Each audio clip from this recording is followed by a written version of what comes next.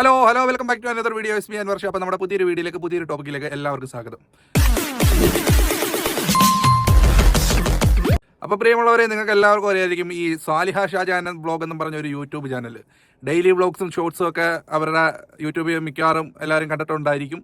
അപ്പം അവരുമായിട്ട് ബന്ധപ്പെട്ട് 2 ദിവസം കൊണ്ട് ഒരു ഇഷ്യൂ കേരളത്തിൽ നടന്നുകൊണ്ടിരിക്കുന്നുണ്ട്. സ്കൂളിൽ നടന്ന ഒരു ഇഷ്യൂ ആണ്. അത് ഇച്ചിരി പ്രശ്നമാണ് ആ ഇഷ്യൂ. അപ്പം അവർ അതിനെതിരെ ഒരു വീഡിയോ ഇട്ടപ്പോൾ ഉണ്ടായിരുന്നു. അതിപ്പം അത്യാവശ്യം വൈറലായിക്കൊണ്ടിരിക്കുകയാണ്. അപ്പോൾ നമ്മൾ ഇന്ന് കാണാൻ പോകുന്നതും പരിശോധിക്കാൻ പോകുന്നതും ആ ഒരു വീഡിയോ ആണ്. അപ്പോൾ നമുക്ക് നേരെ ആ വീഡിയോയിലേക്ക് പോകാം. അപ്പോൾ നമ്മൾ ആദ്യമേ കാണുന്നവർ നമ്മളെ സപ്പോർട്ട് ചെയ്യുന്ന കാര്യം ഒന്ന് പരിഗണിക്കുക. അപ്പോൾ നമുക്ക് നേരെ വീഡിയോയിലേക്ക് പോകാം. നമ്മുടെ മക്കളെ ദ്രോഹിച്ചാൽ നമുക്ക് അടങ്ങിയിരിക്കാൻ പറ്റുമോ? ഇല്ല, എല്ലാവരും പ്രതികരിക്കും. അതുപോലെ തന്നെയാണ് ഇന്ന് ഞാനും പ്രതികരിക്കാൻ വന്നിരിക്കുന്നത്. കാരണം എന്താണെന്ന് വെച്ചാൽ പുനലൂർ സെന്റ് തോമസ് സ്കൂളിനെതിരെയാണ് ഞാൻ സംസാരിക്കുന്നത്. ഇത്രയും വലിയ ഒരു മാനേജ്മെന്റിനെതിരെയാണ് ഞാൻ ഇന്ന് ഇവിടെ ഇരുന്ന് നിങ്ങളോട് സംസാരിക്കുന്നതും കുറച്ച് കാര്യങ്ങൾ വിശദീകരിക്കാൻ പോകുന്നതും കുറച്ച് സത്യങ്ങൾ എനിക്ക് നിങ്ങളോട് പറയാനുമുണ്ട്. ഞാൻ വേണ്ട എന്ന് വിചാരിച്ച് അനങ്ങാതെ എന്റെ മക്കളുടെ ഭാവി ഓർത്ത് ടിസിയും പേടിച്ച് വേറെ ഏതെങ്കിലും സ്കൂളിൽ പോകാമെന്ന് ഞാൻ വിചാരിച്ചതാണ്.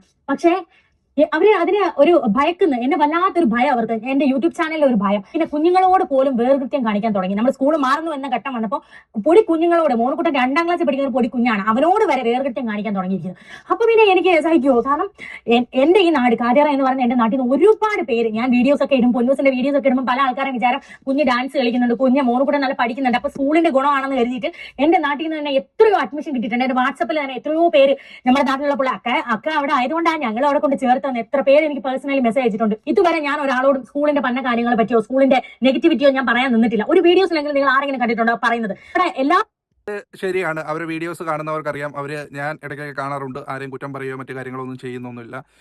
അവർ ഡെയിലി വ്ളോഗും മറ്റു കാര്യങ്ങളൊക്കെ ചെയ്യുന്ന ഒരു വ്യക്തി എന്ന നിലയ്ക്ക് അവരൊരു ഇൻഫ്ലുവൻസറായിട്ട് നമുക്ക് കാണാം. കുറച്ച് പേരെങ്കിലും അവരെ അനുകരിക്കാൻ ശ്രമിക്കും. അപ്പോൾ അവരൊരു ഇൻഫ്ലുവൻസറാണ്. പ്രത്യേകിച്ച് മക്കളുടെ കാര്യം വരുമ്പോൾ, അപ്പം അതൊക്കെ വീഡിയോ ചെയ്യുമ്പോൾ അടുത്തുള്ള അവരെ വീടിന് അടുത്തൊക്കെ താമസിക്കുന്നവർക്ക് തീർച്ചയായിട്ടും അതൊരു ഇൻഫ്ലുവൻസ് ആയി കാണും. അവർ ആ സ്കൂളിലേക്ക് കുട്ടികളെ ചേർത്തും കാണും. അത് സത്യമാണ്. നമുക്ക് എല്ലാവർക്കും ചിന്തിച്ചാൽ തന്നെ അറിയാവുന്ന ഒരു കേസായിട്ടാണ്. അപ്പോൾ നമുക്ക് ആ ഒരു വിഷയം ശരിവെക്കാം എന്ന് തന്നെയാണ് എൻ്റെ ഒരു വശം. നമുക്ക് ബാക്കിയേക്കാം.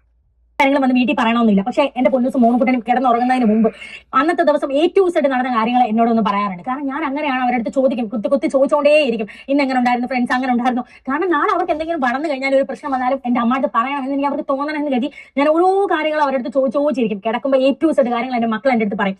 ഇപ്പം നമുക്ക് പല പേരൻസും ഈ സ്കൂളിൽ നിന്ന് TC മേടിച്ചിട്ട് പോയ പല പേരൻസിനും അറിയാവുന്ന ഒരു സത്യമാണ് ഞാൻ ഇപ്പൊ പറയാൻ പോകുന്നത്. വളരെ നല്ലൊരു കാര്യമാണ്. കുട്ടികളെ കൊച്ചിലെ തന്നെ അങ്ങനെ പരിശീലിപ്പിച്ച് കൊണ്ടുവന്നു കഴിഞ്ഞാൽ ഓപ്പണായിട്ട് എന്തും നമ്മുടെ മാതാപിതാക്കളോട് പറയാവുന്ന രീതിയാണെങ്കിൽ ഒരു പരിധിവരെ അവരെ നമുക്ക് ഗൈഡൻസ് കുറച്ചുകൂടി ഈസി ആയിരിക്കും എന്നാണ് ഞാൻ കരുതുന്നത്. കാര്യം അവരുടെ ജീവിതത്തിലെ എല്ലാ കാര്യങ്ങളും തുറന്നു പറയാൻ പറ്റിയ ഒരു ഫ്രണ്ട്സ് പോലെ മാതാപിതാക്കൾ ഈ കാലഘട്ടത്തിൽ അങ്ങനെ ആയാലേ പറ്റൂ. അല്ലാതെ പണ്ടത്തെ കൂട്ടത്തെ രീതിയിൽ മുഷ്ടി ഒരുക്കിയൊക്കെ നിന്നാൽ പിള്ളേരുടെ വഴിക്ക് പോകും. അതുകൊണ്ട് എൻ്റെ ഒരു കാഴ്ചപ്പാടിൽ ഇത് ഓക്കെ, ആ ഒരു രീതിയിൽ തന്നെ വേണം. ഞാനും എൻ്റെ കുട്ടികളോട് ആ ഒരു തരത്തിലാണ് പെരുമാറുന്നത്, അല്ലെ വളർത്തിക്കൊണ്ട് വരുന്നത്. അവർക്കെന്തോ നമ്മളോട് ഓപ്പണായിട്ട് പറയാനൊക്കെ അതിനുള്ള സ്പേസ് അവർക്ക് നമ്മൾ കൊടുക്കണം. എങ്കിലും നമുക്ക് ഈ ഒരു കാലഘട്ടത്തിൽ നല്ലൊരു ഗൈഡൻസ് കൊടുത്ത് കുട്ടികളെ മുമ്പോട്ട് കൊണ്ടുപോകാൻ പറ്റത്തുള്ളൂ എന്നുള്ളതാണ് എന്റെയും ഭാഷ്യം. ബാക്കിയാക്കാം നമുക്ക് നമ്മുടെ മക്കളെ, നിങ്ങളുടെ മക്കളെ, നിങ്ങൾ ഈ സ്കൂളിൽ പഠിപ്പിക്കുന്ന എത്രയോ പേരൻസ് ഉണ്ട്, നിങ്ങൾ നിങ്ങളുടെ മക്കളെ ഒന്ന് അടുത്ത് വിളിച്ചിരുത്തി എഴുതിപ്പിച്ച് നോക്കുക. ഒരു ഇംഗ്ലീഷ് സെന്റൻസ്, ഒരു പാരഗ്രാഫ് നിങ്ങളുടെ മക്കൾ എഴുതുന്നുണ്ടോ? മലയാളം സെന്റൻസ് പാരഗ്രാഫ് ആക്കി നിങ്ങളുടെ മക്കൾ എഴുതുന്നുണ്ടോ നോക്കണം. പക്ഷെ അങ്ങനെ എഴുതാത്ത എത്രയോ കുട്ടികൾ അവിടെ എക്സാമിന് ഫുൾ മാർക്ക് മേടിക്കുന്നു, പ്രോഗ്രസ് കാർഡിൽ മാർക്ക് കിട്ടുന്നു. അപ്പൊ നമുക്കറിയാം നമ്മുടെ മക്കൾ എത്രത്തോളം പഠിക്കുന്നുവെന്ന്. പിന്നെ എങ്ങനെയാണ് ആ പരീക്ഷയിൽ മക്കൾ ഫുൾ മാർക്ക് മേടിക്കുന്നത്? ഇംഗ്ലീഷ് സെന്റൻസ് ഫുൾ ആയിട്ട് ഒരു പാരഗ്രാഫ് എഴുതാൻ പറ്റാത്ത കുഞ്ഞുങ്ങൾ എങ്ങനെയാണ് അതേ പാരഗ്രാഫ് എക്സാമിന് എഴുതി വെക്കുന്നത്? എങ്ങനെയാണ് അവർ മാർക്ക് മേടിക്കുന്നത്? അവരെടുത്ത ക്വസ്റ്റിന് അതുപോലെ തലേന്ന് ട്യൂഷൻ ക്ലാസ് എന്ന വ്യാജേന, റെമഡിയൽ ക്ലാസ് എന്ന വ്യാജേന ബോർഡിൽ എഴുതിയിട്ട് കൊടുക്കുകയാണ്. അതേ എക്സാമിന് വരുന്ന അതേ ക്വസ്റ്റ്യനുകൾ കുഞ്ഞുങ്ങൾ ഫുൾ മാർക്ക് മേടിക്കുന്നു. അപ്പോൾ ഞാനടക്കമുള്ള വിഡ്ഢിയായ പേരൻസ്, ഞാനടക്കമുള്ള വിഡ്ഢിയായ രക്ഷകർത്താക്കൾ വിചാരിക്കുന്നത് നമ്മുടെ മക്കൾ വലിയ പഠിത്തമാണെന്ന്. ഞാൻ സെന്റ് ഗ്രേഡ് സ്കൂളിൽ 10 വർഷം പഠിച്ച ഒരു വിദ്യാർത്ഥിയാണ്. 2 വർഷം ശ്രീനാരായണ ട്രസ്റ്റിലുമാണ് ഞാൻ പഠിച്ചത്. നമ്മൾ സർക്കാർ സ്കൂളുകളിൽ പഠിച്ചവരാണ്. അന്നത്തെ അതനുസരിച്ച് മലയാളം മീഡിയത്തിൽ പഠിച്ച നമുക്കൊക്കെ ഇപ്പൊ ഒരു ഇംഗ്ലീഷ് പാരഗ്രാഫ് കാണുമ്പോൾ ഓടുവാണ് ഗൂഗിളിലോട്ട് നമ്മൾ സെർച്ച് ചെയ്യാൻ അതിന്റെ അർത്ഥം എന്താണെന്ന്. അപ്പോൾ അങ്ങനെ ഒരു ഗതികേട് നമ്മുടെ മക്കൾക്ക് വരരുത്. ഒരു 7ാം ക്ലാസ് വരെ എങ്കിലും അവരൊരു CBSE പഠിച്ചോട്ടെ. അപ്പൊ നല്ലപോലെ ഇംഗ്ലീഷ് നമ്മൾ പറയുമ്പോൾ വിൽക്കുകയാണ് ഇംഗ്ലീഷ്. അപ്പൊ ആ ഗതികേട് നമ്മുടെ മക്കൾക്ക് വരരുത് എന്ന് ഓർത്തിട്ടാണ് നമ്മൾ CBSE സിലബസ് ഇല്ലാത്ത പൈസ മുടക്കി നമ്മൾ CBSE പഠിപ്പിക്കാൻ നമ്മുടെ മക്കളെ വിടുന്നത്. ഓരോരുത്തർ ഓട്ടോ ഓടി കിട്ടുന്ന പൈസ മൊത്തം സ്കൂളുകളിൽ കൊണ്ട് കൊടുക്കുവാണ്. ഞാൻ അങ്ങനെ ആ സ്കൂളിൽ പോകുന്ന ഒരാളല്ല. എന്തെങ്കിലും ആനുവൽ ഡേ വരുമ്പോഴോ കുഞ്ഞുങ്ങളുടെ ഓപ്പൺ ഹൗസ് എന്ന് പറഞ്ഞൊരു ഇത് സംഭവം വെക്കും, അപ്പോഴോ ശരിയാണ്. എല്ലാ കടയിലും ഉള്ള കുട്ടികളെ ഇപ്പം ഇംഗ്ലീഷ് മീഡിയം അതല്ലെങ്കിൽ CBSE സിലബസ് പഠിപ്പിക്കാൻ വേണ്ടി വിടുന്നുണ്ട്. ഞാൻ ഉൾപ്പെടെയുള്ള രക്ഷകർത്താക്കൾ ചിന്തിച്ച ഒരു കാര്യം ഇത് തന്നെയാണ്. ഞാൻ ഉദ്ദേശിച്ച ഒരു 4ാം ക്ലാസ് വരെ CBSE പഠിപ്പിച്ചിട്ട് പിന്നെ നമ്മളെ ഇംഗ്ലീഷ് മീഡിയത്തിലേക്ക് ചേർക്കാം എന്നുള്ളതാണ്. എൻ്റെ വീടിൻ്റെ തൊട്ടടുത്ത് തന്നെയുള്ള സ്കൂളിലാണ് കുട്ടികൾ പഠിക്കുന്നത്. അപ്പം അവിടെ എന്തായാലും ഈ പറഞ്ഞതുപോലെയുള്ള പ്രശ്നമൊന്നുമില്ല. എൻ്റെ ജ്യേഷ്ഠൻ്റെ മക്കളും എല്ലാം പഠിച്ചത് അവിടെയാണ്. അപ്പോൾ അത് നമുക്ക് അത്രയും ട്രസ്റ്റുള്ള ഒരു സ്കൂളാണ്, SM വിദ്യാപീഠം എന്ന് പറയും. അപ്പം അവിടെയാണ് പഠിക്കുന്നത്. അപ്പോൾ എൻ്റെ ഒരു കാഴ്ചപ്പാടും ഈ ഒരു കാഴ്ചപ്പാട് അവിടെയും ഈ പറയുന്നത് പോലെ സാധാരണക്കാരായ ആൾക്കാരുടെ ഒരുപാട് കുട്ടികൾ പഠിക്കുന്നുണ്ട്. കാര്യം പിള്ളേർക്ക് ബേസിക് ഈ വന്ന കാലഘട്ടത്തിൽ ഒരു ഇംഗ്ലീഷിൽ നല്ലൊരു അത്യാവശ്യം നോളജ് വേണം എന്നുള്ളതാണ് എൻ്റെ വശം. പക്ഷേ എന്നിരുന്നാൽ തന്നെ നമ്മുടെ നാട്ടിൽ തന്നെ അറിയപ്പെടുന്ന എഞ്ചിനീയർമാരും ഡോക്ടർമാരും ഒക്കെ ഉണ്ട്. അവരെല്ലാം പഠിച്ചത് മലയാള മീഡിയത്തിൽ നിന്ന് പഠിച്ചു വന്ന് ആ നിലയിലെത്തിയതാണ്. 2 ഡോക്ടർമാരുണ്ട്, ഒരുപാട് എഞ്ചിനീയേഴ്സ് ഉണ്ട് നമ്മുടെ കലേലി ഭാഗം എന്ന് പറയുന്നത് എൻ്റെ നാട്ടിൽ. അവരെല്ലാവരും പക്ഷേ പഠിച്ചത് ഇംഗ്ലീഷ് മീഡിയത്തിലൊന്നുമല്ല, സാധാ ഈ നമ്മുടെ എൻ്റെ വീടിൻ്റെ തൊട്ടടുത്ത് തന്നെയുള്ള സർക്കാർ സ്കൂളിലാണ് പഠിച്ച് അവർ വന്നത്. അവരാണ് ഡോക്ടറും എഞ്ചിനീയറും ഒക്കെ ആയേക്കുന്നത്. പിന്നെ അതൊക്കെ ഒരു സ്കില്ലാണ്. പിന്നെ അത് പറഞ്ഞിട്ട് കാര്യമില്ല. ഈ വന്ന കാലത്ത് നമ്മൾ നോക്കുമ്പോൾ എന്തായാലും ഇംഗ്ലീഷിൽ ഒരു ഇച്ചിരി പരിജ്ഞാനം കൊടുത്ത് 4ാം ക്ലാസ് വരെയെങ്കിലും CBSE പഠിപ്പിച്ച് മുമ്പോട്ട് കൊണ്ടുപോകുന്നതായിരിക്കും നല്ലത് എന്നുള്ള കാഴ്ചപ്പാടാണ് എനിക്കുള്ളത്. ബാക്കി കേൾക്കാം നമുക്ക്. വിടാനല്ലാതെ ആ സ്കൂളിൽ ഞാൻ അങ്ങനെ പോകുന്നില്ല. രാവിലെ വൈകിട്ടും അണ്ണനാണ് കുഞ്ഞുങ്ങളെ കൊണ്ടാക്കുകയും വിളിച്ചോണ്ട് വരികയും ചെയ്യുന്നത്. അപ്പോ ഈ പന്ന ആൾക്കാരെ എല്ലാം കൂടി പഠിച്ചോ ഒരുമിപ്പിച്ച് കൂട്ടുമെന്ന് നിങ്ങൾ കേട്ടിട്ടില്ലേ? അതാണ് ഈ സ്കൂളിൽ സംഭവിച്ചുകൊണ്ടിരിക്കുന്നത്. ഈ എത്ര സ്കൂളുകളിൽ നിങ്ങൾ കണ്ടിട്ടുണ്ട് അയൽക്കൂട്ടം ടീം എന്ന് പറഞ്ഞൊരു സംഭവം. നമ്മൾ പറയാറുണ്ട് അയൽവക്കത്തെ പെണ്ണുങ്ങളെല്ലാം കൂടെ കൂടി ഇരുന്ന് സംസാരിച്ച് അപ്പുറം ഇപ്പുറമുള്ള കൊതിയെന്നോടെയും പറയുന്നതാണ്. അതാണ് ആ സ്കൂളിൽ നടക്കുന്നത്. കുറച്ച് ഒരു പേരൻസ് അവിടെ ആ സ്കൂളിൽ +1 +2 വേറെ അഡ്മിഷൻ കിട്ടാതെ പഠിച്ച കുറച്ച് 2-3 പേരൻസ് ഉണ്ട്. അവരൊത്തുകൂടി അവിടെ പ്രിൻസിപ്പളിന്റെ മടിയിലിരിക്കാം, മാനേജറിന്റെ മടിയിലിരിക്കാം. അവർക്ക് വേറെ പേരൻസ് എല്ലാം കൊച്ചു കുഞ്ഞുങ്ങളെയും കാത്ത് ഗേറ്റിന് അവിടെ വെയിറ്റ് ചെയ്യുമ്പോൾ 1-2 പേരൻസ് മാത്രം അവിടെ ടീച്ചേഴ്സിന്റെ റൂമിൽ ഇരുന്ന് കളിയും ചിരിയും കഴിഞ്ഞിട്ട് പിള്ളേരെ വിളിച്ചുകൊണ്ട് ഇറങ്ങി വരും. ഏത് സ്കൂളിലാണ് അങ്ങനത്തെ ഫ്രീഡം കൊടുക്കുന്നത്? പേരൻസ് ഒളിഞ്ഞും തെരഞ്ഞുമാണ് ഇങ്ങനെ ഉള്ള കാര്യങ്ങൾ ചർച്ച ചെയ്യുന്നത്. ആർക്കും നേരിട്ട് പറയാനുള്ള ധൈര്യമില്ല. ഞാനും ഒന്നും മിണ്ടാതെ എന്റെ മക്കളെയും വിളിച്ചുകൊണ്ട് ഞാൻ പോയേനെ. ഈ പറയുന്ന പോലെ പൊന്നൂസും ഇംഗ്ലീഷ് പാരഗ്രാഫുകൾ അത്യാവശ്യം നമ്മൾക്ക് അറിയാം നമ്മുടെ കുഞ്ഞുങ്ങളുടെ ടാലന്റ്. പക്ഷെ ഞാൻ നോക്കുമ്പോൾ കുഞ്ഞിനെ എഴുതാൻ അറിയാത്ത കാര്യങ്ങൾ വരെ എക്സാമിന് എഴുതി പരീക്ഷയ്ക്ക് മാർക്ക് മേടിക്കുന്നു. ഇങ്ങനെ പല കുഞ്ഞുങ്ങളെ പേരൻസ് നമ്മുടെ അടുത്ത് കംപ്ലൈന്റ് പറയുന്നുണ്ട്. പക്ഷെ ഇതൊന്നും മൈൻഡ് ചെയ്യാതെ ഞാൻ എന്റെ മക്കളുടെ ഭാവി ഓർത്ത് എന്റെ കുഞ്ഞുങ്ങളെയും TC മേടിച്ച് ഞാൻ ഒരു വഴിക്ക് അങ്ങ് പോയേനെ. പക്ഷെ ഈ നടന്ന സംഭവം നിങ്ങൾ അറിയണം. പറയാതെ പോയ പല കുഞ്ഞുങ്ങളും എത്രയോ പേരൻസ് കഷ്ടപ്പെട്ട് നിങ്ങളുടെ കുഞ്ഞുങ്ങളെ CBSE സിലബസ് പഠിച്ചോട്ടെ എന്ന് കരുതി കൊണ്ടാക്കുകയാണ്. പക്ഷെ നിങ്ങളുടെ മക്കളുടെ ഭാവി പൊക്കോണ്ടിരിക്കുവാണ്. നമ്മൾ കൊച്ചിലെ പഠിച്ച സംഭവങ്ങൾ, മാഗ്ന കാർട്ട, സ്വാതന്ത്ര്യം നടന്ന കാര്യങ്ങൾ, അങ്ങനെ എന്തൊക്കെയോ കാര്യങ്ങൾ നമ്മൾ കൊച്ചിലെ പഠിച്ചത് നമ്മുടെ മനസ്സിൽ തറവായിട്ടിരിക്കുന്നു. പക്ഷെ നമ്മുടെ മക്കള് മുമ്പോട്ട് പഠിച്ചു പോവുമല്ല. അവരെ വെറുതെ അവിടെ നമ്മുടെ പൈസ മേടിച്ചിട്ട് അവർ താഴോട്ട് പൊക്കോണ്ടിരിക്കുവാണ് നമ്മുടെ മക്കൾ ഒരു രീതിയിലും ഡെവലപ്മെന്റ് ആവുന്നില്ല. സ്കൂളിൽ പഠിക്കുമ്പോൾ ഒരു കഴിവില്ലാത്ത കുഞ്ഞ് കഴിവില്ലാത്തതുപോലെ തന്നെ അവിടെ ഇരിക്കുവാണ്. ഈ യൂത്ത് ഫെസ്റ്റിവൽ എന്ന് പറയുന്ന ഒരു സംഭവം വരും. യൂത്ത് ഫെസ്റ്റിവൽ എന്ന് പറയുന്ന സംഭവം വരുമ്പോൾ ഒരുപാട് കുഞ്ഞുങ്ങൾ പോയി പേര് കൊടുക്കും. ആ പേര് കൊടുക്കുന്നത് ഹൗസ് ബേസ് അനുസരിച്ചിട്ട് കുഞ്ഞുങ്ങളെ 2-3 ആഴ്ച മുമ്പേ പാടിപ്പിച്ച് നോക്കിയിട്ട് ഇവർ അതിൽ നിന്ന് ഒരു 10-15 പിള്ളേരെ അവർ സെലക്ട് ചെയ്യും. അത് സെലക്ട് ചെയ്യുന്നത് മൊത്തം ആ സ്കൂളിൽ പഠിപ്പിക്കുന്ന ടീച്ചേഴ്സിന്റെ കൊച്ചുമക്കളോ അല്ലെങ്കിൽ ടീച്ചേഴ്സിന്റെ മക്കളോ അതല്ലെങ്കിൽ അവരോട് ചേർന്നിരിക്കുന്ന പേരൻസിന്റെ മക്കളാണ്. 1-2 മാസം കുത്തിയിരുന്ന് ഇംഗ്ലീഷിന്റെ റെസിറ്റേഷൻ, ഹിന്ദി റെസിറ്റേഷൻ, മലയാളം കവിതയും പഠിച്ചുകൊണ്ട് പോകുന്ന കുഞ്ഞുങ്ങളെ ഇവർ സെലക്ട് ചെയ്യത്തില്ല. എന്നിട്ട് ഞാൻ എന്റെ മോനൂട്ടനും പൊന്നൂസും കവിത, മലയാളം റെസിറ്റേഷനും ഇംഗ്ലീഷ് റെസിറ്റേഷൻ ഒക്കെ പറയാൻ പോയി ഇരുന്ന സമയത്ത് ഞാൻ അത്ഭുതപ്പെടുവാണ്. ARM പാട്ടാണ് പാടുന്നത്, അങ്ങ് വാന കോണിൽ. ഇതിനൊക്കെയാണ് സമ്മാനം കൊടുക്കുന്നത്. കവിതയൊക്കെ 1 മാസം പഠിച്ചുകൊണ്ട് പോയിരിക്കുന്ന കുഞ്ഞുങ്ങൾക്കൊന്നും ഒരു വിലയും കൊടുക്കുന്നില്ല. 2 മാസം മുമ്പ് അല്ലെങ്കിൽ 2 ആഴ്ച മുമ്പേ കുഞ്ഞുങ്ങളെ പാടിപ്പിച്ച് നോക്കുന്നു. ആ സമയം ഈ സ്റ്റേജിൽ കയറി 10-15 മിനിറ്റ് മിണ്ടാതെ നിൽക്കുന്ന കുഞ്ഞുങ്ങളുണ്ട്. അപ്പൊ ആ കുഞ്ഞുങ്ങളെയൊക്കെ എങ്ങനെ സെലക്ട് ചെയ്തെന്ന് ഞാൻ അന്തം വിട്ട് നോക്കിയിട്ടുണ്ട്. പഠിച്ച കുഞ്ഞുങ്ങളെ ലാസ്റ്റ് ഒരു ലൈൻ പറഞ്ഞില്ല എന്നുള്ള പേരിലൊക്കെ റിജക്ട് ചെയ്ത് കളയും കവിത പാടുന്ന കുഞ്ഞുങ്ങളെ. അതേസമയം നമ്മുടെ ഗവൺമെന്റ് സ്കൂളുകളിൽ അങ്ങനെയാണോ നടക്കുന്നത്? പേര് കൊടുക്കുന്ന എല്ലാ കുഞ്ഞുങ്ങളും സ്റ്റേജിൽ കയറും. അവരുടെ സ്റ്റേജിനുള്ള ഭയം മാറണം. എല്ലാ കുഞ്ഞുങ്ങളും സ്റ്റേജിൽ കയറും. അതിൽ നിന്ന് പാടുന്നതും മൊത്തം പാടാത്തതും വിക്കി പറയുന്ന കുഞ്ഞുങ്ങൾ, നല്ലപോലെ പറയുന്ന കുഞ്ഞുങ്ങൾ അതിനനുസരിച്ച് മാർക്ക് ഇട്ടിട്ടാണ് സമ്മാനം കൊടുക്കുന്നത്. എല്ലാ കുഞ്ഞുങ്ങളെ ഒരുപോലെ സ്റ്റേജിൽ കയറും. ഇപ്പൊ ഈ സ്കൂളിൽ അങ്ങനല്ല. ഒരു ആനുവൽസറി വരുമ്പോൾ സ്കൂൾ മാനേജ്മെന്റ് ആണ് ആനുവൽ ഡേ നടത്തേണ്ടത്. ഇത് ഒരു കുഞ്ഞിന്റെ കയ്യിൽ നിന്ന് 600 രൂപയാണ് ഫീസ് മേടിക്കുന്നത്. 600 രൂപ വാങ്ങുന്ന ഫീസിൽ 20 ലക്ഷത്തിന് സ്റ്റേജ് ഒരുക്കുവാണെന്നൊരു വ്യാജേന ആനുവൽ ഡേ നടത്തും. ഞാൻ അടക്കമുള്ള വിഡ്ഢികളായ കുറെ പേരൻസ് നമ്മുടെ മക്കൾ മിനുക്ക് ഡ്രസ് ഇട്ട് വരുമ്പോൾ പോയി നിൽക്കുവാണ്. ഒരു അകത്തിടുന്ന ഒരു ഡ്രസ്സ്, കറുത്ത ഫുൾ കൈ ഡ്രസ്സ്, പാന്റ്, ഇത് നമ്മൾ മേടിച്ചോണ്ട് പോകണം. ഇവര് തരുന്നത് 1200 രൂപ. നമ്മളൊരു ഡാൻസിന് പൈസ കൊടുക്കുകയാണ്, കോസ്റ്റ്യൂമിന്. ഒരു മിനുക്ക് കോട്ടാണ് തരുന്നത് 1200 രൂപ. പാട്ട് പാടാൻ വേണ്ടി 15 കുഞ്ഞുങ്ങളെ സെലക്ട് ചെയ്യും. അതിന് 800 രൂപ ഫീസാണ് മേടിക്കുന്നത് ഒരു ഫ്രോക്കിന്.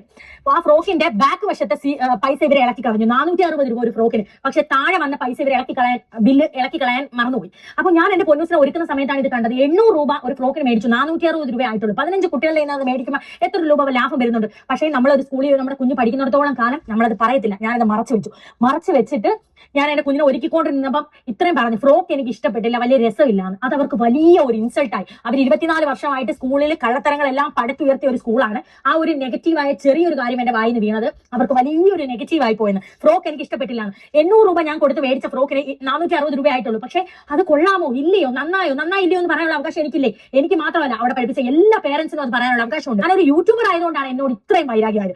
കഴിഞ്ഞ സ്കൂൾ തുറപ്പിന് കഴിഞ്ഞ വർഷം ഞങ്ങളെ സ്കൂളിൽ നിന്ന് ഈ പറയുന്ന കുഞ്ഞുങ്ങൾ താഴോട്ടാണ് വരുന്നത് എന്ന് മനസ്സിലാക്കിയപ്പോ ഞാൻ അവിടുന്ന് ടി സി മേടിച്ച് ഞങ്ങൾക്ക് പോവാന്ന് വിചാരിച്ചതാണ്. അപ്പൊ ഞാൻ അണ്ണനോട് പറഞ്ഞാണെങ്കിൽ നമുക്ക് ടി സി മേടിക്കാം, ഇതുപോലെ ശരിയല്ല, പല പേരൻസും ഇങ്ങനെ പറയുന്നു, പലരും ടി സി മേടിച്ച് പോയി. നമുക്ക് ഓക്കെ, ഈ ഒരു കാര്യത്തെക്കുറിച്ച് നോക്കുകയാണെങ്കിൽ കുറച്ച് കാര്യം പറയാം. അതായത് നമുക്ക് മലയാള മീഡിയത്തിൽ പഠിച്ചു വന്നവർക്കറിയാം, അവിടെ എന്ന് പറഞ്ഞു കഴിഞ്ഞാൽ നമ്മുടെ കല അത്യാവശ്യം, ഞാൻ ചെറുതായിട്ട് പാട്ട് പാടുന്ന വ്യക്തിയാണ്. അപ്പം എനിക്ക് യൂത്ത് ഫെസ്റ്റിവലിൽ വന്നു കഴിഞ്ഞാൽ, അല്ലെങ്കിൽ അതിന് മുമ്പായിട്ടാണെങ്കിലും എല്ലാം ആ ഒരു പാട്ട് പാടുന്ന ഒരു വ്യക്തി എന്ന നിലയ്ക്ക് അവിടുത്തെ സ്റ്റുഡൻറ്റും അല്ലെങ്കിൽ ടീച്ചറും നമുക്ക് തരുന്ന ഒരു പരിഗണനയുണ്ട്. അതായത് വേദികളിൽ ഡ്രില്ല് പീരീഡുകളിൽ പാടിപ്പിക്കാം, പിന്നെ പാട്ടിന് വേണ്ടി വരുന്ന പീരീഡ് ഉണ്ട്, ആഴ്ച ഒരു ദിവസം ആ പീരീഡ് നമ്മളെ കൊണ്ട് പാടിപ്പിക്കുക. ഈ ഇതേപോലെ യൂത്ത് ഫെസ്റ്റിവലിൽ വരുമ്പോൾ എന്നെ അങ്ങോട്ട് ഫോഴ്സ്ഫുള്ളി എല്ലാത്തിലും, കവിതയാണെങ്കിലും പിന്നെ മാപ്പിളപ്പാട്ടാണെങ്കിലും സംഘഗാനമാണെങ്കിലും അങ്ങനെയുള്ള ഏതെല്ലാം മേഖലകളുണ്ടോ പാട്ടുമായിട്ട് ബന്ധപ്പെട്ട് അതിലെല്ലാം നമ്മളെ ഈ സാറ്, ഞങ്ങളുടെ മ്യൂസിക് സാറ് തന്നെ മുൻകൈ എടുത്ത് എല്ലാത്തിലും നമ്മളെ ചേർക്കുകയാണ്. എന്നിട്ട് അറിയാമല്ലോ, അതായത് മൊയ്ൻകുട്ടി വൈദ്യരുടെ മാപ്പിളപ്പാട്ടുകളാണ്, അതൊക്കെ പഠിച്ചെടുക്കാൻ തന്നെ ഇച്ചിരി പാടാണ്. അപ്പോൾ അതിന് പറ്റിയ പാട്ടുകൾ കണ്ടെത്തി തരിക, അത് നല്ല രീതിയിൽ പഠിക്കാൻ സഹായിക്കുക തുടങ്ങി എനിക്ക് ഒരുപാട് ഹെൽപ്പുകൾ എനിക്ക് പേഴ്സണലി പണ്ട് സ്കൂളിൽ പഠിക്കുന്ന സമയത്ത് കിട്ടിയിട്ടുണ്ട്. ഞാൻ പതാരം എന്ന് പറയുന്ന സ്ഥലത്താണ് പഠിച്ചത്. അപ്പോൾ അവിടുന്ന് ആണെങ്കിലും എൻ്റെ UP തലത്തിലാണെങ്കിലും സ്കൂളിലൊക്കെ പാടുന്നതിന് നല്ല സപ്പോർട്ടായിരുന്നു എന്നുള്ളത്. പക്ഷേ ഇപ്പം കുട്ടികൾക്ക് ഈ പറയുന്നത് പോലെ CBSE പഠിക്കാൻ ചെല്ലുന്നിടത്ത് എന്ന് പറഞ്ഞു കഴിഞ്ഞാൽ നമ്മുടെ മലയാളം മീഡിയത്തിൻ്റെ അത്രയും ഒരു കലോത്സവത്തിന്, യുവജനോത്സവത്തിന് അത്ര ഒരു ഇമ്പോർട്ടൻസ് ഇല്ല. അവർ ഇമ്പോർട്ടൻസ് കൊടുക്കുന്നതെന്ന് പറഞ്ഞു കഴിഞ്ഞാൽ അവരുടെ ആനുവൽ ഡേയ്ക്കാണ് അവർ ഇമ്പോർട്ടൻസ് കൊടുക്കുന്നത്. അപ്പോൾ അതിന് അവർ ഒരു ഫീസ് ഈ പറയുന്നത് പോലെ എല്ലാവരും ഇത്ര രൂപ കൊണ്ടുവരണം എന്നുള്ളത് പറയും. അപ്പോൾ അത് ഓരോ സ്കൂളിൻ്റെയും സ്റ്റാറ്റസ് അനുസരിച്ച് അത് കൂടിയും കുറഞ്ഞും ഒക്കെ ഇരിക്കും. ചിലയിടത്ത് നല്ല പൈസ ആയിരിക്കും, ചിലയിടത്ത് ഇച്ചിരി കുറവായിരിക്കും. അപ്പം അതേപോലെ തന്നെയാണ് അവരെന്തെടുക്കുക, അതിന് ആനുവൽ ഡേക്ക് ഇതേപോലെ ഈ പറഞ്ഞതുപോലെ ഗ്രൂപ്പ് ഡാൻസോ അങ്ങനെയൊക്കെയുള്ള കാര്യങ്ങളുണ്ടെങ്കിൽ ഡ്രസ് കോഡ് ഉണ്ട്. അപ്പോൾ അതിന് ഇത്ര രൂപ തരണമെന്ന് പറഞ്ഞ് അത് മേടിക്കും. മേടിച്ചിട്ട് ആ ഡ്രസ്സ് നമുക്ക് തന്നെ തരികയും ചെയ്യും. അങ്ങനെയാണ് എൻ്റെ മക്കൾ പഠിക്കുന്ന സ്കൂളിൽ.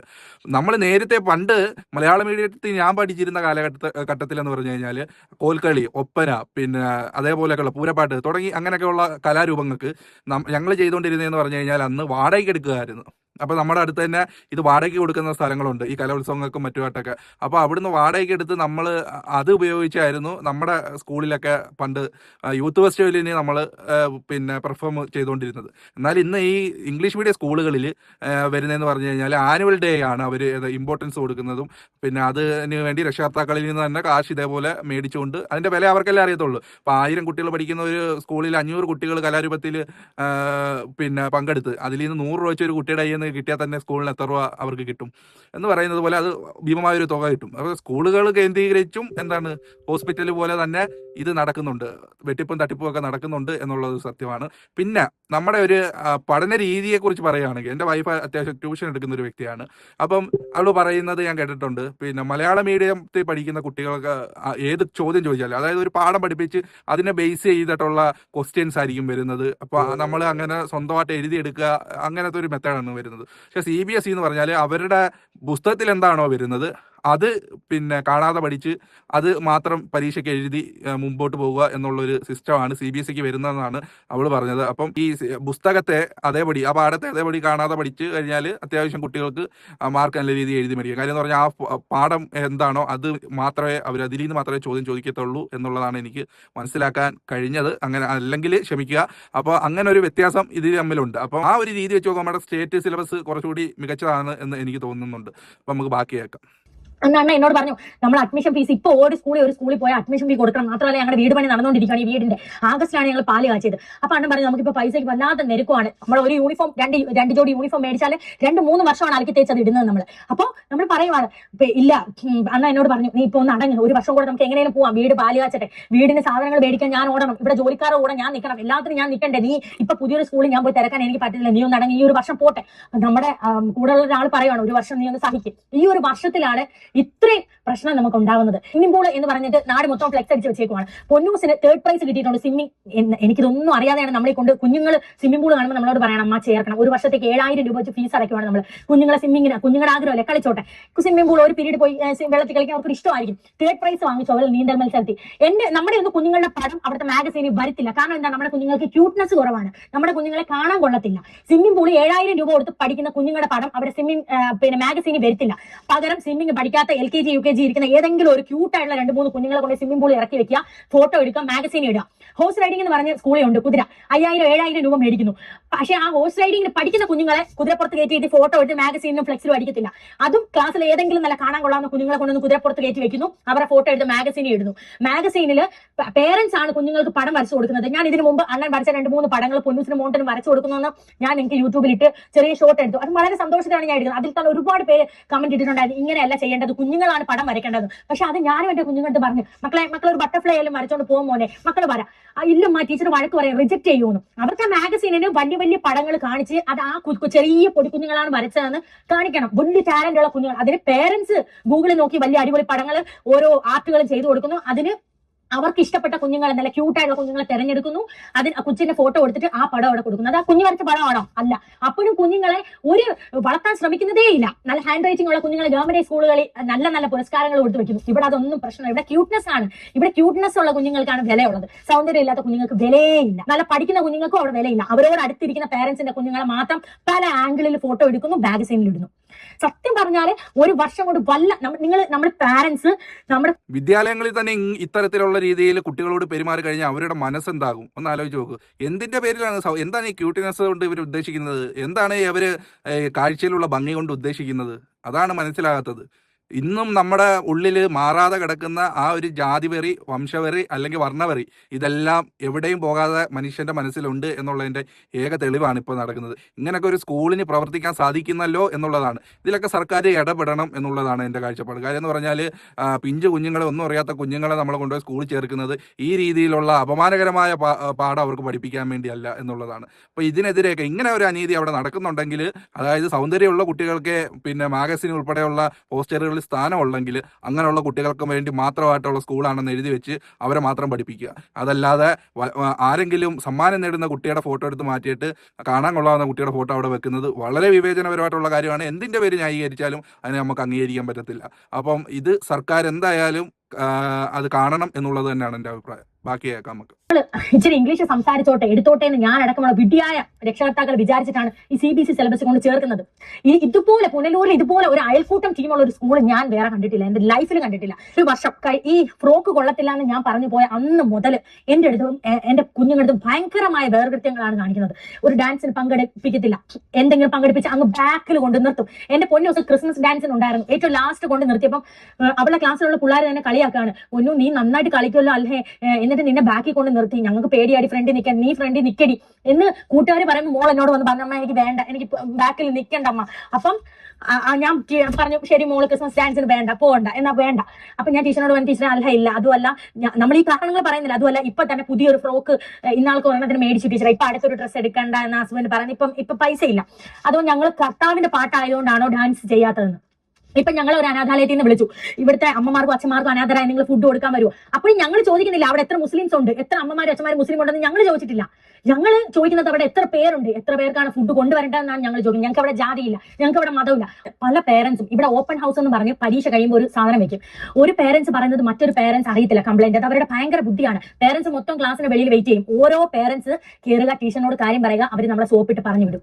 ഒരു പേരൻസ് പറയുന്നത് മറ്റൊരു പേരൻസ് അറിയത്തില്ല. ഇതാണ് അവിടെ നടന്നുകൊണ്ടിരിക്കുന്നത്. കഴിഞ്ഞ ഒരു വർഷം കൊണ്ടാണ് കുഞ്ഞുങ്ങളുടെ ഈ ഓരോ സംഭവങ്ങൾ പല പേരൻസും പറയുന്നതും എടുക്കുന്നതും ഒക്കെ. ഞാനും അപ്പോഴാണ് മക്കളെ നല്ലപോലെ ശ്രദ്ധിച്ച് തുടങ്ങുന്നതും എടുക്കുന്നതും ഒക്കെ. അപ്പൊ എനിക്ക് കാര്യം മനസ്സിലായി, സീരിയസ് ആണ്. നമ്മൾ പൈസ കൊടുത്ത് നമ്മുടെ മക്കളെ മന്ദബുദ്ധികളാക്കാൻ വിടുന്ന പോലെയാണ്.